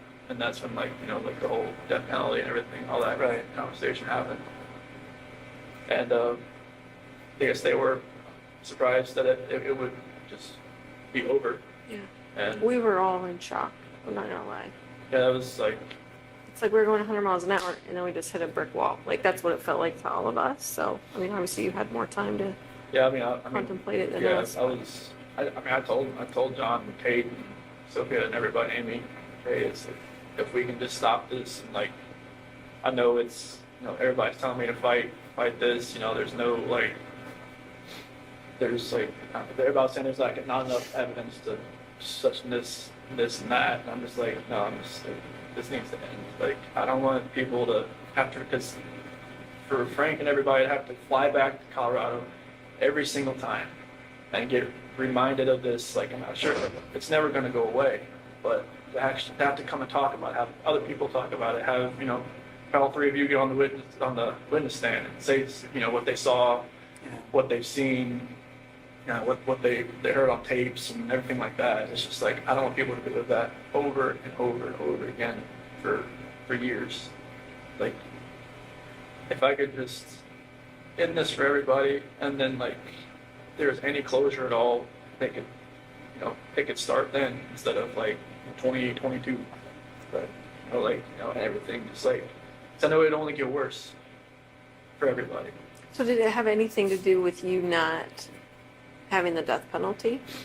No, like, I mean, honestly, like, when I was sitting in that cell, I felt like I should have died.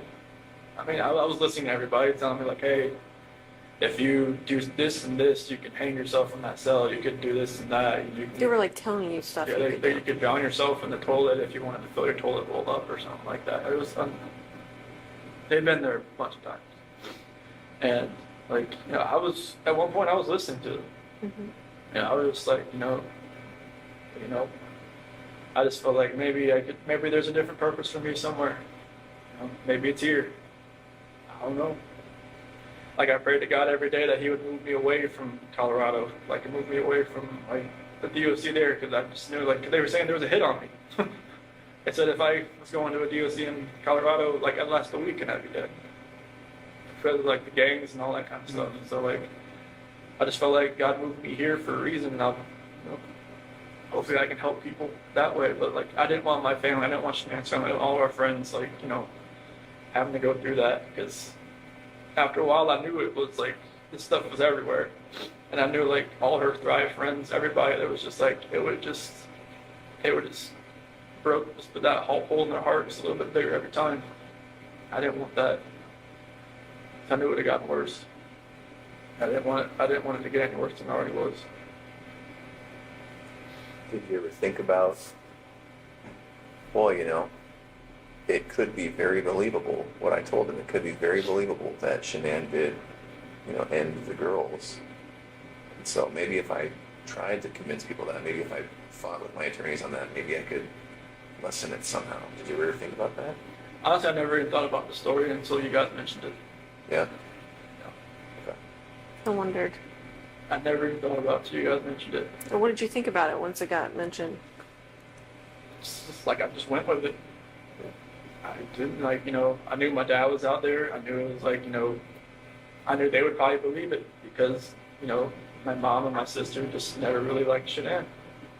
And I knew that, like, you know, I mean, through all this, like, I got letters from some of my friends that even said, you know, when we went over to your house, we could see, Shannon was more of a dominant personality and more of like, you're always helping with the kids and everything. Just, you're a great dad and everything. We could see, a couple things that I never saw or, whatnot. And even my best friend Mark even said, there was always, something, I didn't really get with Shanann. I was just like, nobody ever told me any of this stuff, but okay.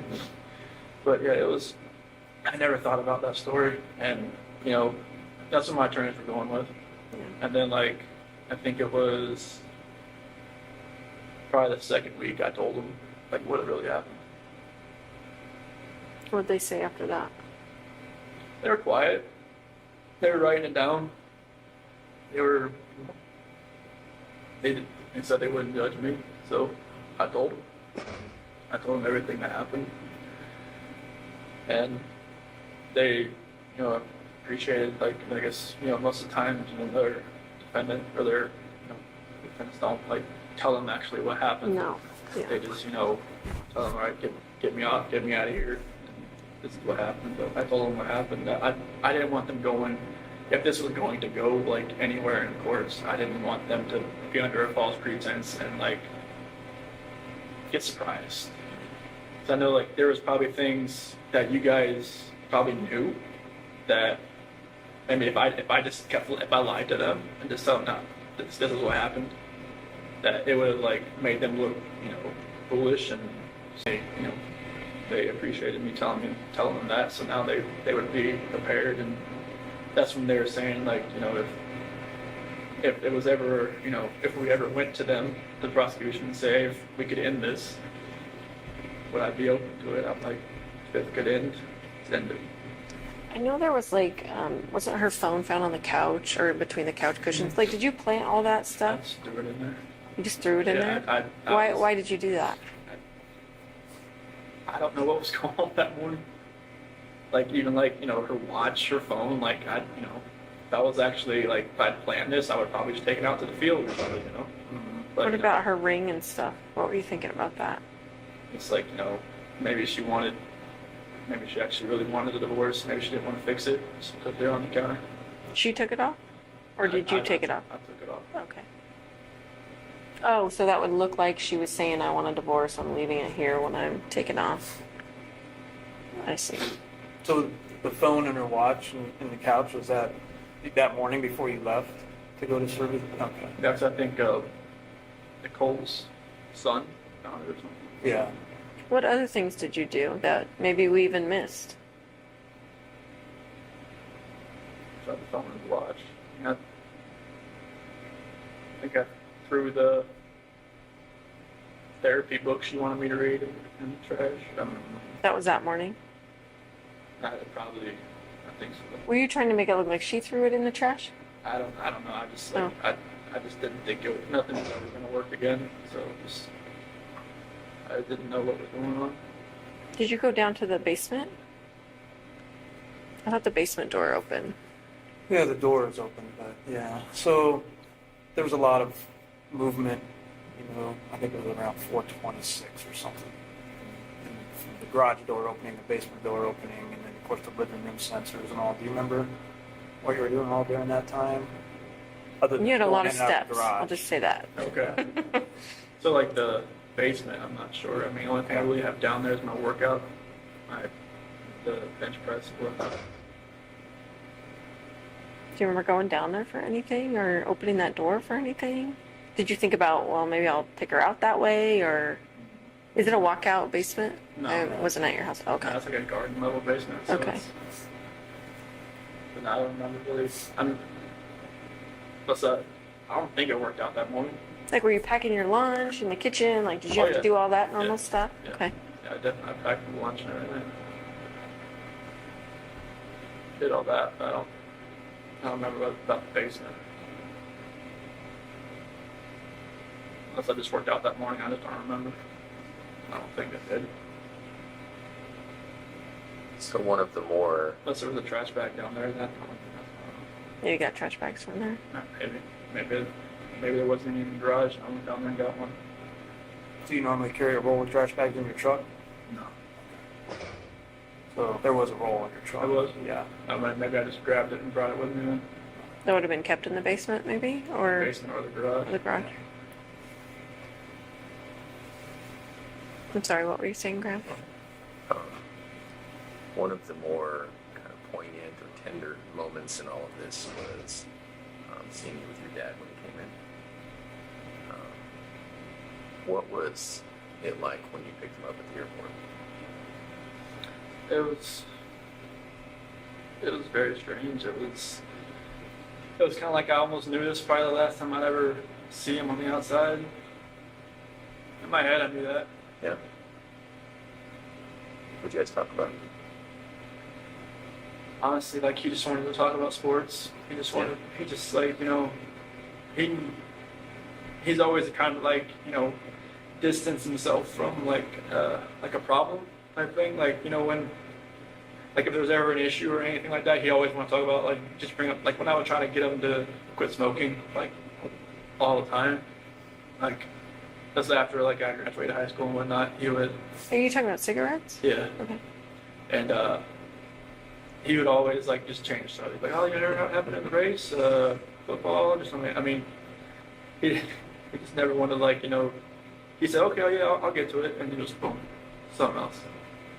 And I just kind of felt like it was kind of like that, like he asked like a few questions, like, do you know where they're at, and do you think you know where they're at, or anything like that. And I just told him no. And then like want to talk about sports and just like normal things. And just kind of, I'm not sure if he maybe knew anything, maybe he kind of figured out something maybe happened and just wanted to talk to me as his son. Is it possible he saw that you were in a stressful situation and wanted to do what he always did? Make Yeah. things comfortable? I think that was a good way to put it. I bet you picked up a lot of that from him. Yeah, because in stressful situations, like I mean, the gray hair didn't show it, but like I try not to be in stress. But it's like I worked on cars. There's a lot of stress because it's always it's on commission.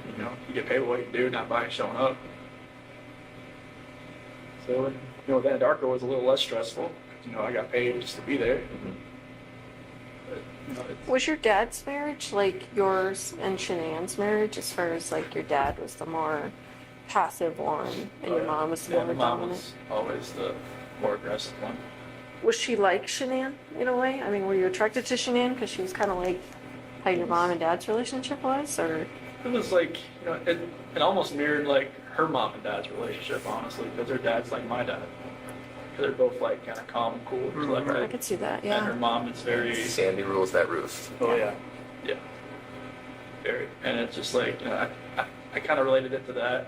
It's like her mom always said like she always told Shanann that she would marry somebody that was kind of like her dad, and I felt like I was kind of like her dad. I mean, I wasn't like I couldn't build a lot of things he could, but our personalities were kind of like I was always I think he really liked me the first time he met me because like I was helping Shanann with this. She had got this car from the dealership that she worked at, and she was driving around and felt like the wheel was about to fall off. And I pulled over where her dad was, and I got her jacked it up, and I was like trying to fix everything. And he said like any other guy she'd ever dated would have just like stood by and watched me do it. And so I think that's when he really like kind of like me. Took to you. It was just like I was always wanting to help people, not to hurt anybody. Well, and you helped her all through her lupus, and you're at the colonoscopy, and you're jacking up the car. And Yeah, I mean, anytime she had an issue with like a car at the Dirty South Customs, like I would just out to work, see what I could do with it. I would just do whatever I could to help. yeah. Well, and I think one of the reasons Frank and Sandy work so well is because Frank let Sandy be Sandy. Yeah. And they probably both saw in you that you let Shanann be Shanann. Yeah, I just like I didn't try to change her. Right. Like I just let her be who she is. Yeah. She's like she's gung ho. She's she knows what she wants. She's gonna go get it. Yeah. And I didn't say, hey, you can't do that. And that's what her first husband did. Yeah. He controlled everything. He tried to be Sandy, and it didn't work. And she turned into almost like me. She was like, she just kind of like played back and just kind of like let him do what he was doing. And I think she learned after that she could just be herself. And then with me, she could definitely be herself. Yeah. So that's how it worked. So, do you think your dad had any inkling? Because I'm trying to remember the timing. He showed up when you were still walking around. You weren't in any trouble yet when Ronnie came in. Yeah, I had met with dude the night before, like 3 or 4 hours. And then I was at Nick and Amanda's house. Okay. Right there, and that's when I went to go pick him up. Okay. And when you picked him up, it was early that morning, right? He was like 10:30, I think, when his flight came in. Okay. And then so from there, you guys probably drove home and then to the police station. Yep. And the talks there were no type of confession from you. Okay. No, it was like he was just gonna wait. I told him, like, you know, if you're hungry, there's like that barbecue joint down the street, and like, you know, it's good. And just, you know, he told me he never left. He didn't. I wasn't lying. Yeah. He was faithful. He was. I mean, I don't know how he lasted that long without food. We ended up giving him food. Yeah. Oh, okay. Yeah. He was great. And the reason I ask is because when I look back and watch the video, now knowing what I know after talking to you today, I can see how genuine he was. But I just didn't know if you guys had come up with some sort of plan. Okay. No, we never talked about anything like that. If I had told him anything, he would have probably just told me to tell him right away. I think you're right. He would have still loved me either way, but he would have told me, you need to tell him, like, right now. Yeah. Like, you don't need, I mean, I didn't think I was going to be there for 14 or however long it was. Like, you know, I never told him the whole thing. That, you know, it was a lot further along than I wanted it to be. That's interesting to think about, right? Because your dad could have given me some good advice. Yeah, everybody. Now, this is my friend Mark. Oh, I'm sorry. Yeah. When I was in San Diego. Oh, I gotcha. So you think you told Mark about that and hoping that he maybe question you about it, or? Well, I was, because, you know, Mark, my best friend, you know, I grew up with him since I was like 8, 9 years old. Yeah.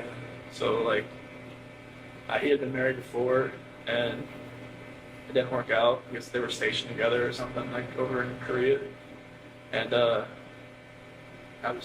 I should have just kind of just came out with, like, the whole story. Like, you know, like, I just told him there was this girl at work that, you know, I've been talking to, but I'm just distancing myself from her. Yeah. But that wasn't the case.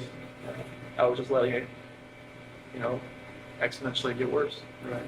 And if I had told him, like, hey, you know, Yeah.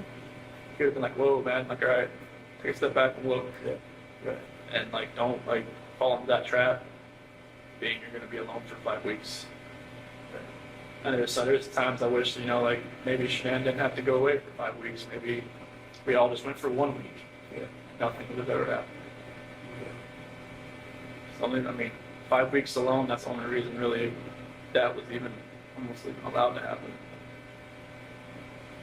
There are quite a few people who would tell us, and who do tell us, you need to look into Nikki more, Nikki Kissinger. All the way from the extreme end of things being, Nikki's the one who ordered the hit. She was there, hiding in the basement. She was there. Yeah. You know, so the extreme is, she's the one who told Chris to do it. She's the real problem. All the way, that's the extreme side, and then all the way to, well, there were these texts where she was infatuated, she was in love, she was saying how good Chris was in the sack, and maybe we should look at her more. You know, what would you say to those people? You know, she had her moments where I had to talk her, like, off a ledge kind of deal. What does that mean? Like, I guess after the fact, there was, like, videos of her that she was, like, recording herself because she was, like, bipolar or something. I'd never do that. But it's like, and she would get worked up about nothing. She would just, like, she came to my house once, because I think it was, like, July 4th, I didn't have to work that day. So I didn't, like, get up at, like, you know, 4 o'clock and go home. Mm-hmm. And Shanann called me, like, 10 times in a row. And I didn't hear it because I was sleeping. And I was just like, and she was pissed. Shanann was pissed. And, like, I called her outside, like, where are you at? Like, what, like, I was like, I didn't have to work today. It's like, you called me at, like, you know, 5:30. It's like, well, kids want to talk to you at 7:30. I'm like, I was sleeping. She's like, and she just, like, you know, screw you, like, you know, like, I don't know where you're at. And I went back inside, told me, like, I gotta go. And she was just like, okay, are you coming back? I'm like, probably not. So wait a minute, you kind of lost me there. Were you at Nikki's place when Yeah. Shanann called you? Yeah. Okay, and so you were sleeping in her bed. Yeah, because I wasn't going to work that day because I I gotcha. didn't have to that day. Okay. The first holiday I ever had off, and you know, Shanann was pissed, and you know, kind of pissed Nikki off too that I left. But I think that's when I called Nikki later, and she was like, you know, she kind of realized that you know, she'd always be like, you know, the second. She said second fiddle. Sure. And because that's how I would come back that day. Just you know, I don't want to be anywhere else when Shanann calls. She was already pissed, so it was stuff like that where she would she would go. She said she would go on like websites and look at like will a relationship work with somebody, like will a mistress work with, will a mistress turn into a relationship? That's what Nikki was looking at? Yeah. She would tell you that, or you She heard told that? me that. Okay. Yeah, she said that she would go on websites and look at stuff like that. I was like, why do you even look at stuff like that? She's like, I just want to see what other people have experienced. But like, so that confuses me though, because I thought earlier you were saying she thought you were heading toward a divorce. So why was she looking at herself as a mistress? This was later on. Oh. Like, okay. you know, in August, like the Okay. first week of August, when I told her, like, you know, I had had that talk with her about separation, Uh-huh. that's when, like, she started looking at, like, apartment stuff. But, like, during our July relationship type thing there, Oh, I see. that's when she was looking up, like, you know, if will it actually work. Okay. She told her friend Brittany about it, I guess, and Brittany told her not to do it, but she said she already made her decision. Okay. And so, are those people absolutely wrong about Nikki? She wasn't asking you to get rid of your family? No. Are you sure? Okay. And no part of any of this was because she put it in your head or asked you to, or? No, she never. I mean, this whole relationship contributed to it. Sure. But she didn't want me to. I mean, was it ever like, I wish you didn't have kids, I want to have, you know, kids of my own with you, like, She never knew if she wanted to have kids, but she said that, you know, at one point she said, I'd like to give you a son. did she know that Shanann was pregnant with a boy? No. Did she know Shanann was pregnant? No. And why is that? You just didn't tell her? I didn't know. Like, because we had met. But Shanann put that on Facebook. That's Like, how did she not see that? I don't know. Maybe she did, and she just was waiting for me to tell her, or she put it out of her head. Can I ask you a question? A lot of people think you named Nico after Nikki. So what was that? Nico was actually a name that Shanann liked. Shanann thought of that one? Yeah, I wanted to spell it like N-E-K-O. I thought it was like Nico that way. Mm-hmm. But she said N-I-C-O. And I thought it was like Nico or something. Okay. Because Nico is more of like an Italian name. Italian, yeah. So, and like she did leave for, you know, my middle name, my dad and all that. But like Nico is like, that's a name that she always liked. Okay. Did she name all the kids? Did she name Bella and Celeste? Yeah, Bella, because Italian means beautiful. Marie, mom's middle name. Celeste is her grandmother's name. Catherine's Shannon's middle name. Did you have any input in their names? I just don't like them. I was like, if we had a third child, you know, I was gonna, maybe we could have like Lee in the middle name, but you know, I knew like the girls' names. It was, you know, I love those names, so it's like, that's cool. Mm-hmm. Especially like with the, you know, we have little nicknames for them, you know, like Belle and Belladine and Cece, obviously. So it's good, but yeah, Nico was, yeah, it was, Okay. Can we go back to the house on the 13th? So, at one point, right when you got back there, Coonrod was there, Officer Coonrod, and Nicole was there. Mhm. And then you went in the house in there for about a minute or so before you let everybody in. Remember what you were doing in there at that time? so I went into the garage, Right. and then I ran around and I opened the front door. Yeah. Opened the front door did everybody come in through the garage or the front door? Everybody comes through the front door. Yeah, so I came in, I went in through there, I came in and opened the front door, and I ran upstairs. I just like I was looking around. Okay. That's after everybody? Did you go around the house at all before you opened the front door? No. I didn't run around the house. I stayed down on the bottom, Okay. the bottom floor, and then Yeah. went and opened the door. Yeah. Okay. Just curious. And I ran upstairs and everybody else, and that's when Nicole's son was on the phone, and I was going acting like I was walking through the house. Yeah. Shanann had her bra on. Was that normal that she would sleep in her bra? Every once in a while. I mean, she just got home from the plane, so she didn't even take off her makeup or anything. Maybe she was just that tired. But normally, I don't know. Did it not come off when you guys had sex? I don't think so. Sometimes she just, she keeps her shirt on and she doesn't want me to do anything. It's like, she wants what she wants. She knew what she wanted. That's what she wanted. Was it just missionary sex? Yep. And when her final resting place, was that just naturally what she was wearing? You didn't change her or anything like that? Okay.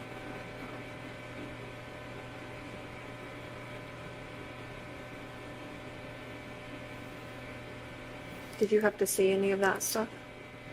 Pictures or anything? No. I asked not to. They said I could. I was like, no, I don't want.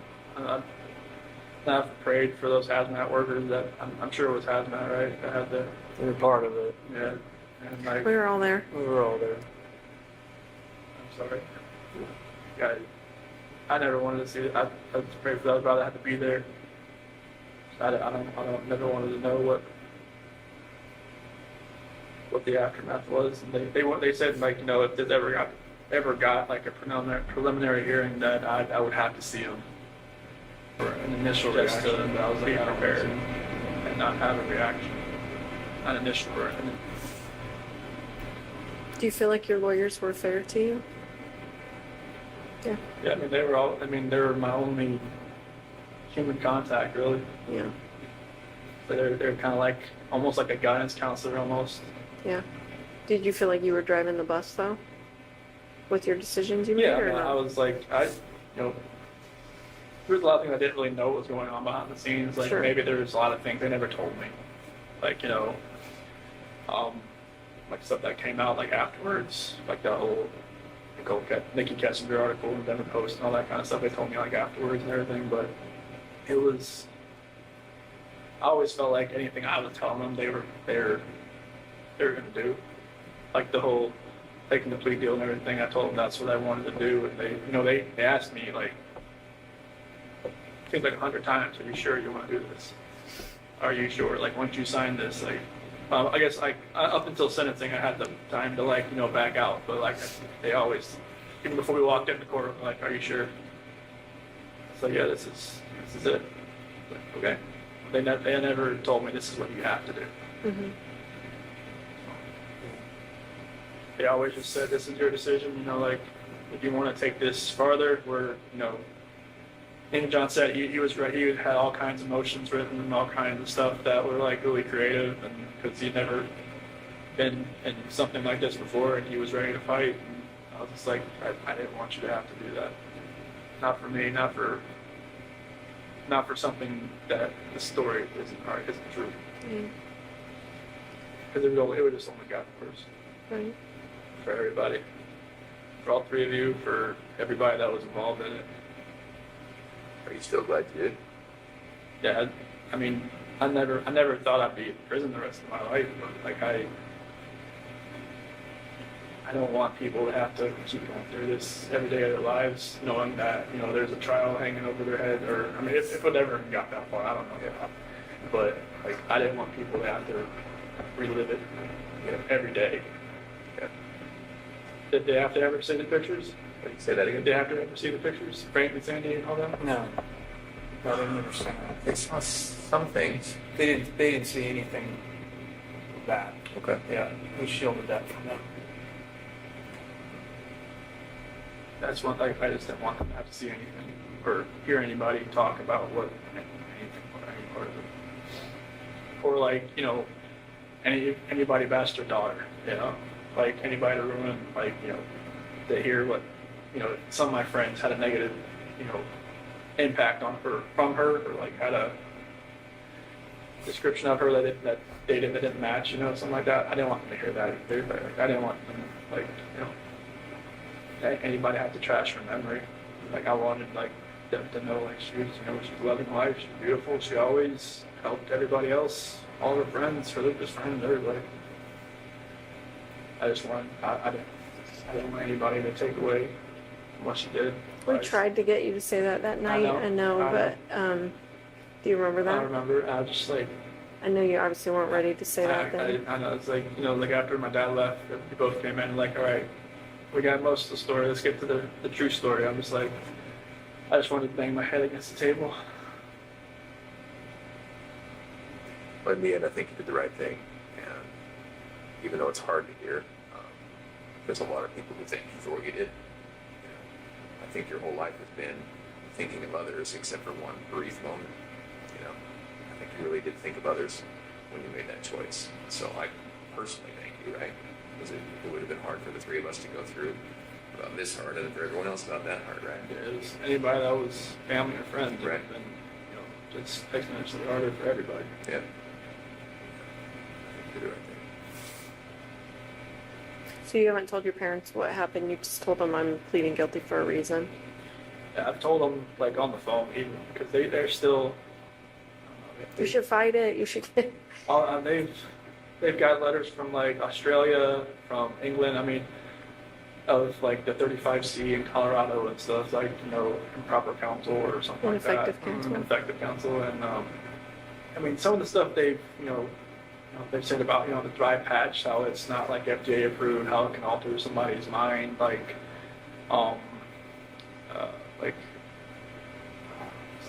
there was some kind of condition, but there's something else they call like CPSD, complex post-traumatic stress disorder, or something like that. Have been like, some people from England have had it. It's like they've been in an emotionally abusive relationship or something. I mean, just like, you know, some of those subjects they put in there, like, yeah, I can relate to it, but like it doesn't make up for the fact what happened. But like they've got a lot of support from, they've got a lot of hate mail, a lot of phone calls, a lot of like, you know, stuff like that. I wish they never happened. But they, you know, they get some support, which is good. But on the phone, they still think, you know, there's a chance that I could get out. Yeah. I mean, you don't want to ever think your kid's going away forever.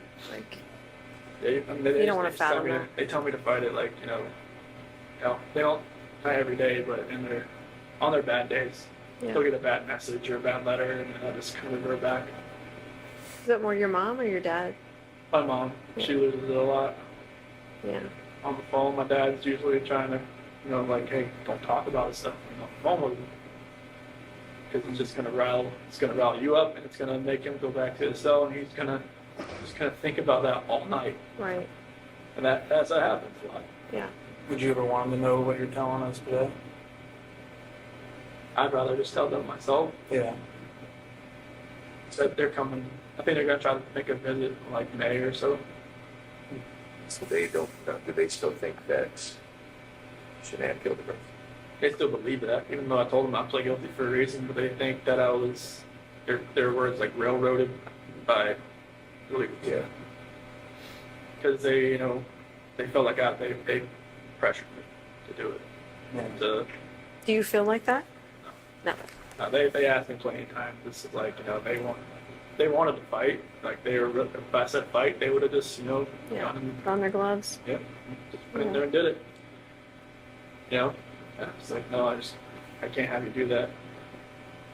So Chris, you care about others deeply. I can tell. You worry about others. And I've asked you, you know, a bunch of times today, but you're not just telling us that you did it because you feel bad for Shanann's memory. You did it. Okay. I have to say, like, you know, after this was all over, you know, people would bring up, like, oh my gosh, I bet you're going to find out that Chris, you know, used to torture animals and, you know, all this stuff. You can imagine, like, you know, hearing that someone's capable of that, what have they done in their past, those kinds of things. Can you think back to your past at all, like your childhood, and think about any other moments that maybe you felt this same rage? I mean, obviously you didn't do anything like that, but maybe felt that rage, and like what would have triggered that, or anything like that? Not really. I mean, I was always like somebody that tried to coax people down, not to, like, if somebody wanted to fight somebody else. I think I got in a fight like when I was in third grade, but it was like, you know, we ripped each other's shirt when we were crying. You know, it was like stupid. I was just like, why did I why did I do that? And like maybe that was like my only like bad thing I did in school. So I can't think of Did it. you feel it on the inside, whether you didn't act it out? Like, did you feel like if someone bullied you at school or if someone whatever, like, would it still be inside you? Like, did you feel like that even though you didn't actually act on it? I don't believe, because I was always, I never really talked to many people. So I never, people knew who I was, but they didn't really, I never really spoke to many people. That's why I never had a girlfriend in high school. I was always kind of like, just fly under the radar. Did you feel like you had low self-esteem? I won't say low self-esteem. It was just like I didn't want to be part of like a group or a clique. I just like I had a couple friends, sat at the lunch table with them, or sat out in they call it like the fish pond area, and just chilled out there. I didn't really want a whole lot of friends. Just kind of like just close knit, and I just wasn't out there. Like I said, people knew who I was, but it wasn't matter of like I wasn't popular or anything. Mm-hmm.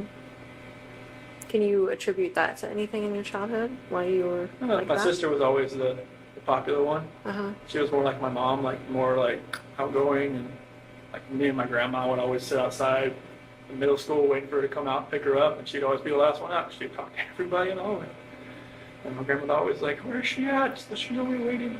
But I was just the opposite of her. Mm-hmm.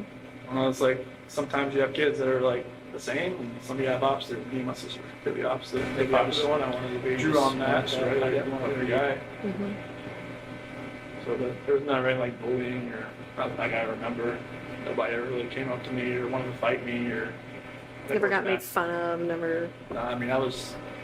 I had braces and I had like a bowl cut for a while. I guess it could have made a big fun. I think most kids did. 80s and 90s were cruel. Yeah, it's like the Jim Carrey cut with a bowl on your head. Just shake them around. But yeah, I don't think there was anything that would be pent up inside me From childhood. childhood. I know you talked about your dad having an addiction when I was talking to you. That was after I left. I left home. Was it cocaine or something, or It was some type of powder. I'm not sure if I guess Okay. it's cocaine. I guess that's, how do you think that affected you? I don't think it affected me. Well, it did affect me, but it didn't like take like deep down. It didn't like really hurt as much as I thought it would. It was kind of weird because of my thing with my mom and my sister told me. Like when they talked to him about it, it didn't seem to register. Like I said, like he would just change subject. And like when I talked about it, he immediately changed subject.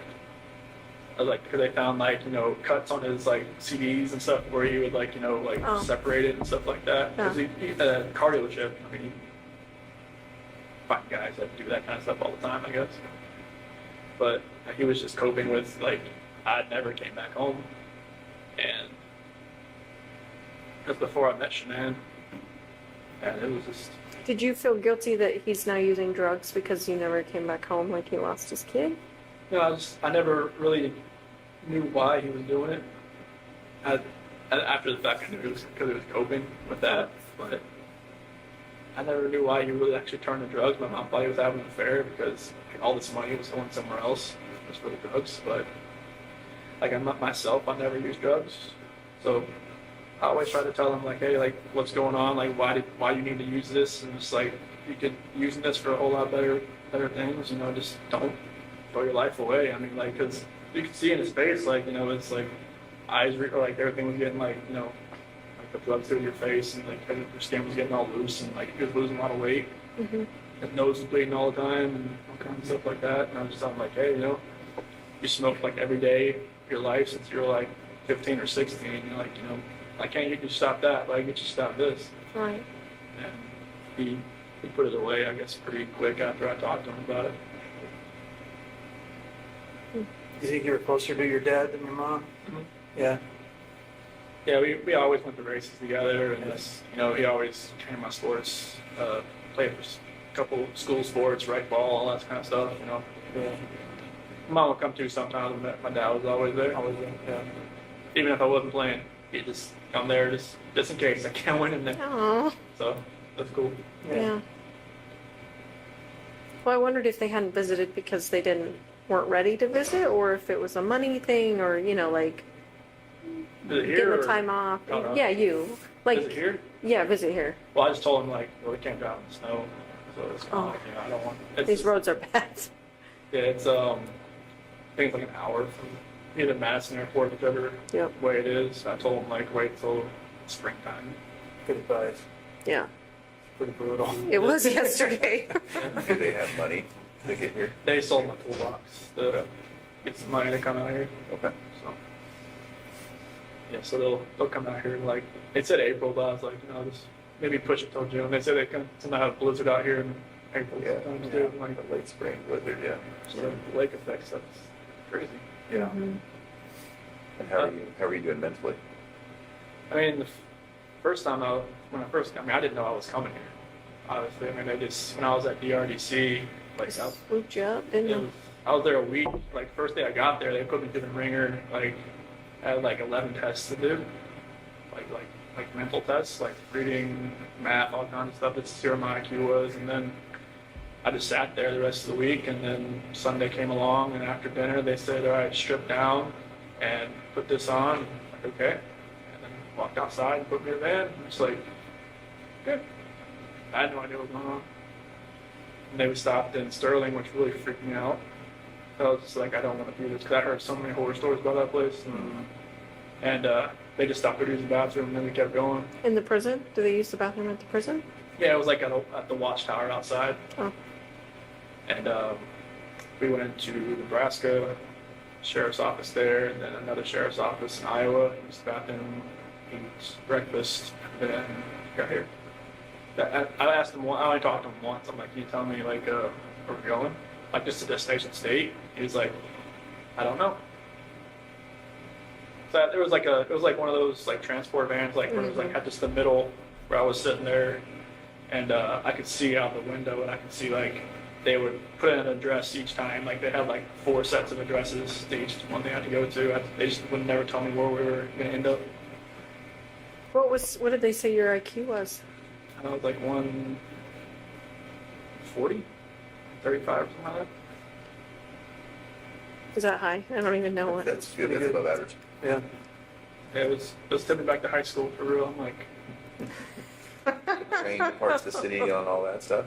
yeah, there was a lot of word problems, a lot of like geometry, a lot of like patterns. Like if this was moved this way, and then there was like a series of them. Like, all right, what's this one gonna be?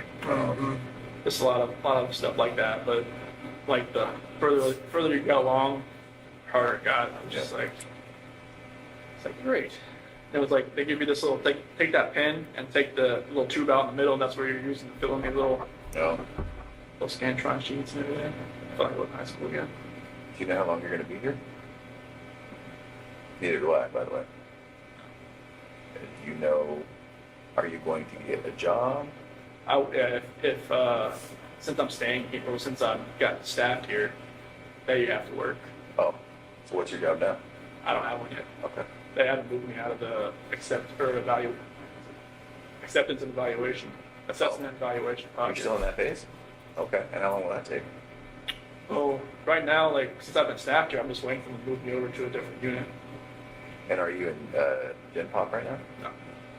No, I'm in a unit. There's like 11 or 12 of us on there. There was like 22 when I first got there, but they've been transferred to the other prisons around. And what are the other guys like? They're fine. Like the first time, like I sat out and ate like a breakfast or lunch one, I was scared. Are you nervous? Scared? Yeah, I was just like, this hasn't happened. Like not since I just never happened. Yeah. Like I said, they locked the hallways down. I moved to Colorado. Well, I've heard that. Yeah. So it was like being next, like right like this, eating next to somebody. I was just like, they're gonna like take a spork and try to stab me or something or what? But it's totally different here. I mean, people know who I am, but like they don't like run at me or jump at me or like. Apparently the guys that work here, they know that I guess other maxes are like you lock down like 22 hours a day. Oh, so then this isn't all right place to be? For like Right, other max guys. Good. They said it's the best max but the worst medium. Oh. Because if you're max, you're working, so you're out at your cell working, like if you're a clerk or if you're in the kitchen or if you're in the rec area, you're doing something. Okay. But yeah, they said like if you get staffed here, it'll be best for you. Plus, they said it's not as like rowdy as some of the other places. Yeah. That's pretty intense. Yeah. So like, I mean, I'm going to the GP area. I just don't know when. And you think it'll be while you're here? Mhm. Okay. Yeah, they said like I guess it could take it takes a while to get moved from max to medium because in Colorado I was classified as minimum restrictive, Mhm. but with the charges it would have been medium. But here it's automatically max. And what are the other guys in for? Do you know? They said most guys in here are for like gang snitches and sex offenders and mainly people that have 20 years or more. So people who were in for a long time and who would otherwise have a pretty hard time at a jail Yeah. for whatever they did, Yeah. whether it be snitching or Yeah, like children or. yeah, or there's some people from other states here as well, and I guess there's a couple cops here too. Okay. It's just things that happened, and they just don't think it'd be better. It'd be a lot better if they're here and not in another prison. Yeah. Okay. So what kind of jobs are available? I mean, Well, it's like they'll probably have me in the kitchen, or like that's where everybody starts out, like either washing dishes or like putting food on the trays or helping pots and pans, something like that. Right. But they have like libraries. They have like that one thing I did see out the window when I first there was like a neighborhood that's right next to the prison. Yeah. So just like is I that thought the same thing. Yeah. weird? Because like in Colorado, it seems like they're all like out in the middle of nowhere. Yeah, Right. Sterling's in the middle of it. Yeah. Okay. Easy. Well, we might take a little break right now. Uh, I think it's almost time for you to eat lunch. Yeah. Like 20 minutes. Yeah. But like the polygraph, everything just like. I look up the time. I'm like, oh wow. It's been 4 hours. Holy cow. They might let us come back and talk to you. Okay, There might be a couple more things we want to go over. Is Okay. that something you're up for? that's fine. Okay. And then the other thing is, we might be back in a month and a year and 2 years, if you're up for it. Now that's way down the road, but I guess maybe in the back of your mind, just think about that. And I hope so far today's been all right for you. Yeah, it's been. Honestly, when I walked in, I was just like, wait, I know these Where do I people. know these guys? I looked at you. I'm like that's not the site counselor. That's oh my gosh. Okay. Yeah. They're Colorado people. So let's pass that A&E sergeant. I was like, all right, who am I meeting? Like, oh, it's not the A&E sergeant. Yeah. So there's a possibility we might not make it back today. I just want to let you know, but we might. So we really appreciate you talking to us. Thanks Yeah. for coming. Yeah. Total took me off guard. I had no idea this was Yeah. happening. Yeah. And again, this isn't it. Your case is over. It's closed. So that's not what today's about. Okay. We really appreciate it. You did a lot of things really good, really well, really good. Made a lot of good decisions. Obviously, we're here because of just Sure. one bad decision, but I think that you've taken steps to get past that. So yeah, we might come back after lunch if that's all right. That's fine. Okay. Cool. I'm gonna go see if I can grab somebody.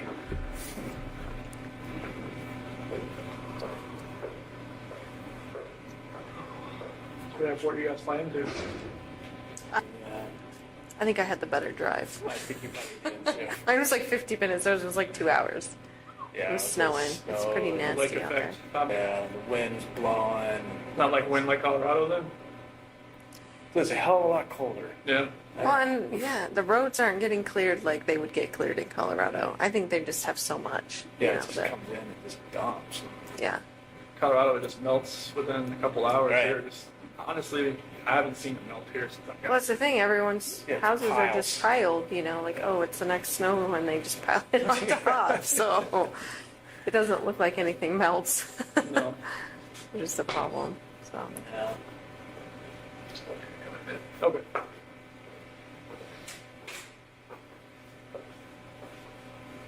do you guys go outside for rec or anything, or No, not when it has to be over 50 degrees. oh, so you won't be out for a while. No, they have like a rec, like a little basketball court down the hall from where my unit is, so we get there about 5 days a week for like 40 minutes. Nice. So it's a good chance to just get out and just run around a little bit, just stretch my legs a little bit. Yeah. Any weights or anything you can use? Yeah, there's some weights in there. We go with another unit, and they're the infirmary unit that goes with us, and most of them are like in wheelchairs and whatnot. So we kind of like I just like let them do. I don't want to get in their way. Just like let them like there's like the pull downs and the lats and all that kind of road machine and stuff like that. So it's pretty cool. Yeah, but I think they have like a track or something like that you can run around once we go outside. Colorado, they let you go outside. Like, I never went outside, but like at the DRDC, they just said, "Do you want to go outside? Let you go outside. That's cold." No thanks. Buyer beware. Like, hey, should I go you want to wreck today? You're like, no. Like, no, it's like 30 degrees outside. You can go outside if you want. It's like, okay. But their version of wreck was like they put you out in a little cage and let you like kind of walk around for a little bit. Yeah. At DRDC. It was a little different there. Hey, if we don't want to come back, I just want to let you know, I talked to your dad the other day. Okay. And just to get your property released to him. Oh, that phone and stuff? Yeah, your Okay. phone and what else? Wallet. Your wallet. Okay. Yeah, and we have some other things too, so. But I have to wait for the DA to release all that stuff and then Okay. red tape crap and stuff. Gotcha. But then we'll send it off to him. Okay, awesome. Thank you. Yeah. Yeah, I know he wanted my phone, just that it was Yeah. on pictures on there. That's what he said. I think I had that phone since like 2016, so there's a good amount on there. Yeah. If we don't make it back today, it's going to be because of some of their scheduling. It's not that we don't want to talk to you some more. It's fine. There's more things we can talk about. Okay. But if we don't make it back, that's why. Okay. Yeah, it's a holiday, so I figured they'd be pretty much open. Yeah. Yeah. So I didn't see many people walking through the hallways and I came down here. Usually there's a ton. A visitor or what? No, just a ton of people, just like workers walking up and down. It seemed I pretty see. sparse. Yeah, it did seem sparse, didn't it? That was one thing I was shocked about when I walked around here. I was always used to seeing everybody in handcuffs walking around the hallways. Here, That is interesting, right? I thought the same thing. I couldn't tell who was who. yeah, it's like You can't necessarily tell. You see the red tag, it's like an inmate, but it's somebody else, it's somebody that works here. Oh. Or like somebody that's like actual civilian that works here. So then you're not in shackles and handcuffs that often? I haven't been since I got here. You're kidding. Huh. That's why I was amazed. I was like, when the guy took me in the hallway, I was like, anything? No, just keep walking. Yeah. That's my psych counselor was saying, this isn't the max when she first got here. Like, no, it's like max or something. They just like, if you want to act up, they'll put you in. Use it. You'll learn those shackles back. Oh yeah, they'll put you in handcuffs, take you to the hole, Yeah. Yeah. and then they'll ship you out of here. They have a solitary here. Oh yeah, they'll strap you out in the bed. Oh yeah. Jeez. Can't move. Yeah. A reminder of behave, right? Yeah, it's like don't Not that you need it, don't but- pass food, don't pass anything that's not yours. Otherwise, you're gonna. Do you get to buy like commissary and stuff? It's different here. It's like a bubble sheet instead of like Colorado is like a little touch screen you can do. But here it's like a little Scantron. You send it off to like Missouri, and it's the same company, but it just takes longer to get here. Yeah, I just Like what kind of stuff can you buy? like ramen soup and peanut butter and oatmeal, like lemonade mix, stuff like that. I usually just get the oatmeal and the ramen soup. Do your parents put money on your books then? Yeah, I'm not sure how like that restitution stuff's gonna work. I'm sure like that'll like whoever sent me money on the canteen will probably like it'll take a little bit of it too. Oh, yeah. Right here. Okay. Right. Yeah. Thank you. Thank you, Chris. All right, thank you.